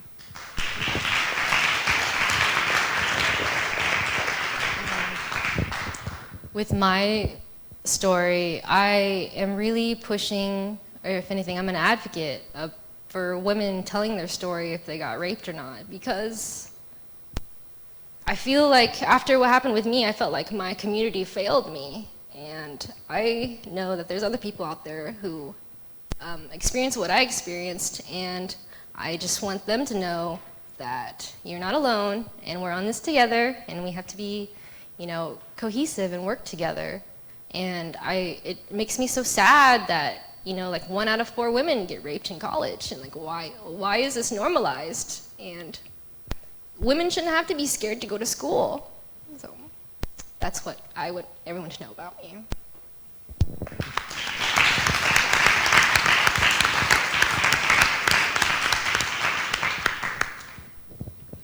So you know how you always hear, like, if you don't go to college immediately after graduating high school, you'll never go back, right? Like, that's a thing that people say. I'm not the only one that's heard that, right?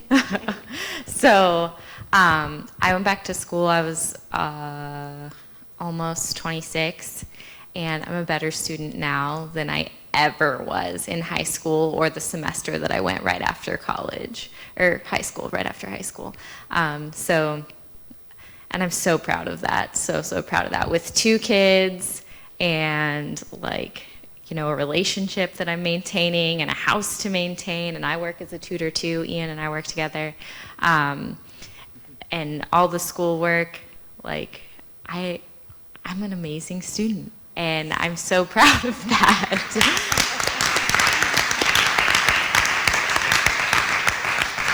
So just with that it's not true. Please don't say that to people. And I know that anybody can be an amazing student at any time.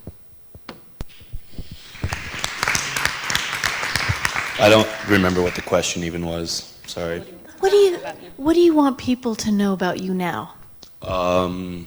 Now I feel more powerful because of my knowledge.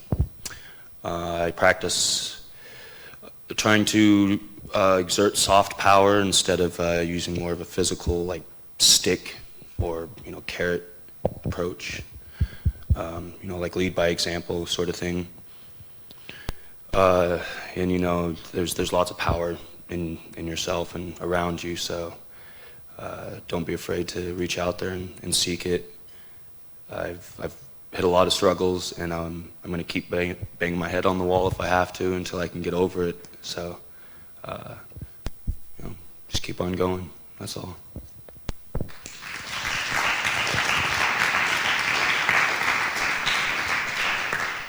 For me, what I want people to know about me is that I'm completely 100% unapologetic about the spark and the passion and drive and the energy that I bring to a room. I used to feel really bad about it because I felt like I was overwhelming, or maybe that I was too much. But I feel like I create drive in people and I help people realize their potential. It's one of the biggest honors being an EPIC leader, is because I get to go to a class that almost threw me over the edge, and I get to help other people know that are maybe in similar struggles, or maybe they're not, but they just know that I'm here giving a helping hand. And for me, similar thing, I was not a good student when I came straight out of high school, and I am so thankful that I went back to school as an older person, because I am more receptive to messages. I have experiences now that I can apply things to that are now relative to what I've experienced, and just the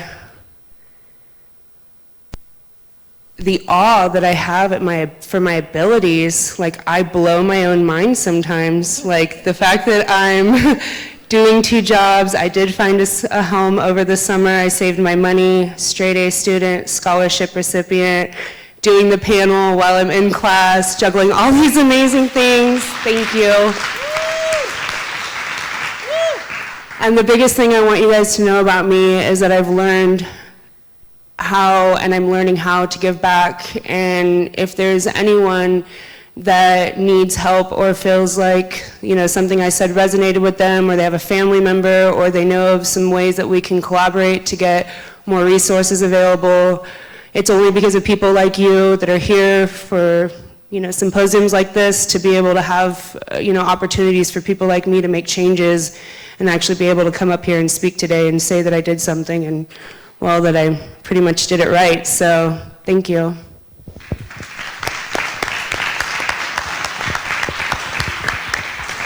So now, what we're going to do is open it up for sharing, questions, comments that people may have. We have a few minutes before lunch. Friendly reminder, there's going to be a hot lunch served in the dining hall for free for everyone. We have wonderful speakers and cultural performers still over there at the dining hall, so I hope that everyone here will join us. And panelists, feel free to abstain from answering any question that you don't feel comfortable answering.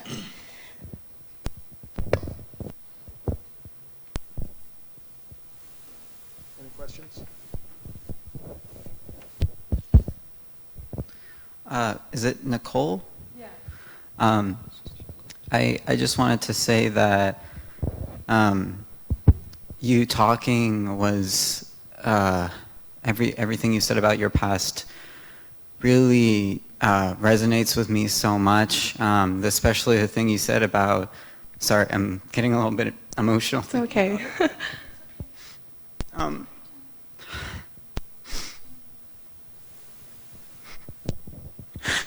The thing that you said about reteaching yourself how to brush your teeth, it just, it really makes me, it made me think a lot about, and you talking about your little sister too. I have a little sister too, and I had to, for so many years, I had to remember to tell her to take baths every day, and I helped her do her homework every day, and I woke her up for school every day, and I packed her lunches every day. And even my absent dad would come by our apartment that we lived in and drop off groceries from Grocery Outlet for me and my mom and my sister, and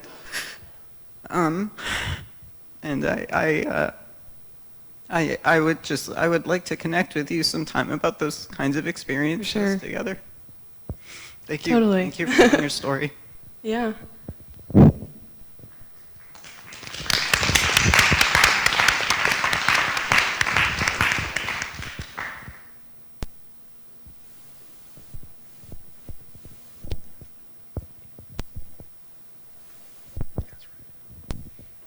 I think your name is Kai. I was Ian? It was Ian. Ian. Sorry. I'm bad with names. I was wondering if you could share any ideas of things that you think CR could do to help out homeless students.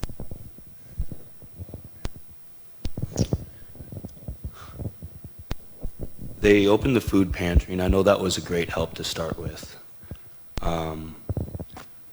I believe that if there was just the outreach where we can get together and have kind of like with the unions where homeless students can get together and talk about different ideas that they have to help each other out, because being completely involved in something like homelessness is the best way to understand what you're dealing with and the best ways to find resources out there. If you would like, you can easily find me at the EOPS Tutoring Center. I can give you different things that I've found during my homeless struggle. I'm pretty sure either one of us would be able to help you with that kind of stuff. I know that the school has got the food pantry opened, and I believe that they're trying to start some kind of a program where we can sit down as homeless students and come up with ideas to help each other. So I guess if you have anything to add. I think it would be awesome if there could be like laundry services, possibly places where they could cook the food. The food pantry is a great option, but a lot of the items that are available in the food pantry are for, you know, making soups or adding to additional items. They're more things that you would need to store somewhere, and someone who's homeless, typically the organization's not there, there's just a lack of a place to where you're in between classes where you can kind of chill on a couch, maybe have a place to do some homework. And those were the biggest struggles I found, was just, I would even pay, I was like, if I could even just pay to do my laundry on campus, a coin op would be amazing because I would at least have the access there so I could clean my clothes and not feel like, you know, okay, what's the cleanest of the dirtiest so that I could wear it tomorrow, you know? So, or just having a place where you can maybe store a few items, or just have a place where it's like, you know, it's just hard having to always carry your toothbrush and your floss and your hairbrush and deodorant, and then maybe a, you know, a separate pair of socks in case it gets really flooded. So those are probably some things I think that would be great conversation starters, because I think the biggest thing that we need to make sure is that our efforts are effective and that they're meaningful, because having programs, I mean, that's great, but, you know, like Ian was saying, really trying to get a dialogue going with the homeless students to see what challenges. I guess just to add one quick thing, the gym down here, you can have a locker room there, as long as you bring your own lock. All your stuff will be safe there. You'll have it throughout the entire semester. And it would be awesome if CR could find some way for us to be able to make warm food.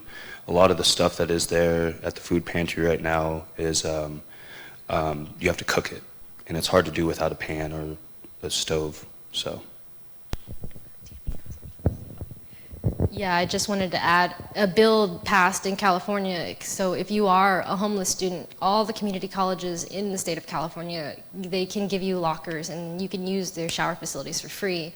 Also, when I was homeless, Emerald City in Arcata let me do my laundry there for free, so you could always ask them too. I think also, what do you call it? I think also posting all these resources in like obvious places that aren't like, I know we have a food pantry here, but like I know when I struggle for food, I don't necessarily want to go to a very public place and get my food from some places, but like to see resources spread out for these, like for homeless people or people struggling with this. I think to see them like spread out all over campus as much as we see other things spread out, and like that the resources are listed and the types of resources and stuff. Also, I think that would affect the availability. But yeah.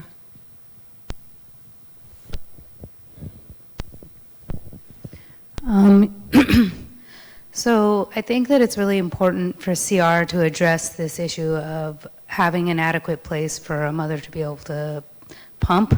I'm a mother of 4. I breastfed all of my kids. And it needs to be an available option for somebody that wants to breastfeed, to have a clean, safe, comfortable place where they can do what they need to do to feed their baby. And I'm just wondering who we would talk to say we need a clean bathroom because it's going to be a bathroom unless they have a clean little office space somewhere or a private room somewhere that is centrally located, so that it's convenient for people that need to pump. So I can tell you what I know has been attempted, and then maybe we can brainstorm what could be done more. And it hasn't been me specifically, it's been 3 friends of mine that have like talked to me, and then they know friends too. So the close friends of mine that have dealt with this, they tried going to the ASCR, which is the student government, to say that they that they needed that. The response was that they wanted, like, essentially it sounded like a petition, like they want to know how many people does this affect and how many people need it. And in my opinion, I don't think it matters. I think if it's one person and one child, that's enough. My friends followed up a couple times and they got nothing. So, and all my friends have multiple children, 2 to 4 children, and are in school and working, and the same story that we have. So they kind of dropped it. What I recommended was like, just check out a study room in the library and screw the bathroom. Like, just check out a study room, put your back to the wall, and if somebody has a problem, I'll come hang out with you and do it with you, So that's what some people have done, but there have been, most of my friends have stopped earlier than they had intended, or they were pumping in their car and inadvertently flashing peers. So I don't know what the next step would be. Renee, what do you think the next step would be after ASCR for addressing the lactating mothers issue? I was just informed that there is an area for mothers to breastfeed, and I'm going to ask my colleague and friend here to just announce that again. So we do have a lactation room. It is not in a restroom. It's over in Health Occupations, and Okay. it's a single-person room with a lock, and it's a clean, comfortable, safe place. Sweet. Thank you. And is that the designated place now? Okay. Because this was a couple semesters ago. Since then, they've quit, but.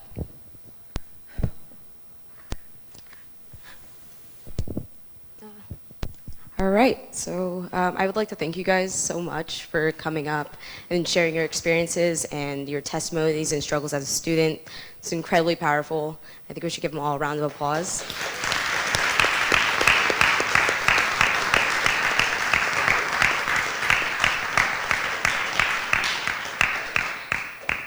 And I would like to direct you guys. We're having lunch in the cafeteria. We'll have more performers and more speakers, and we'll have a ribbon cutting ceremony so we can finally see the Multicultural Center.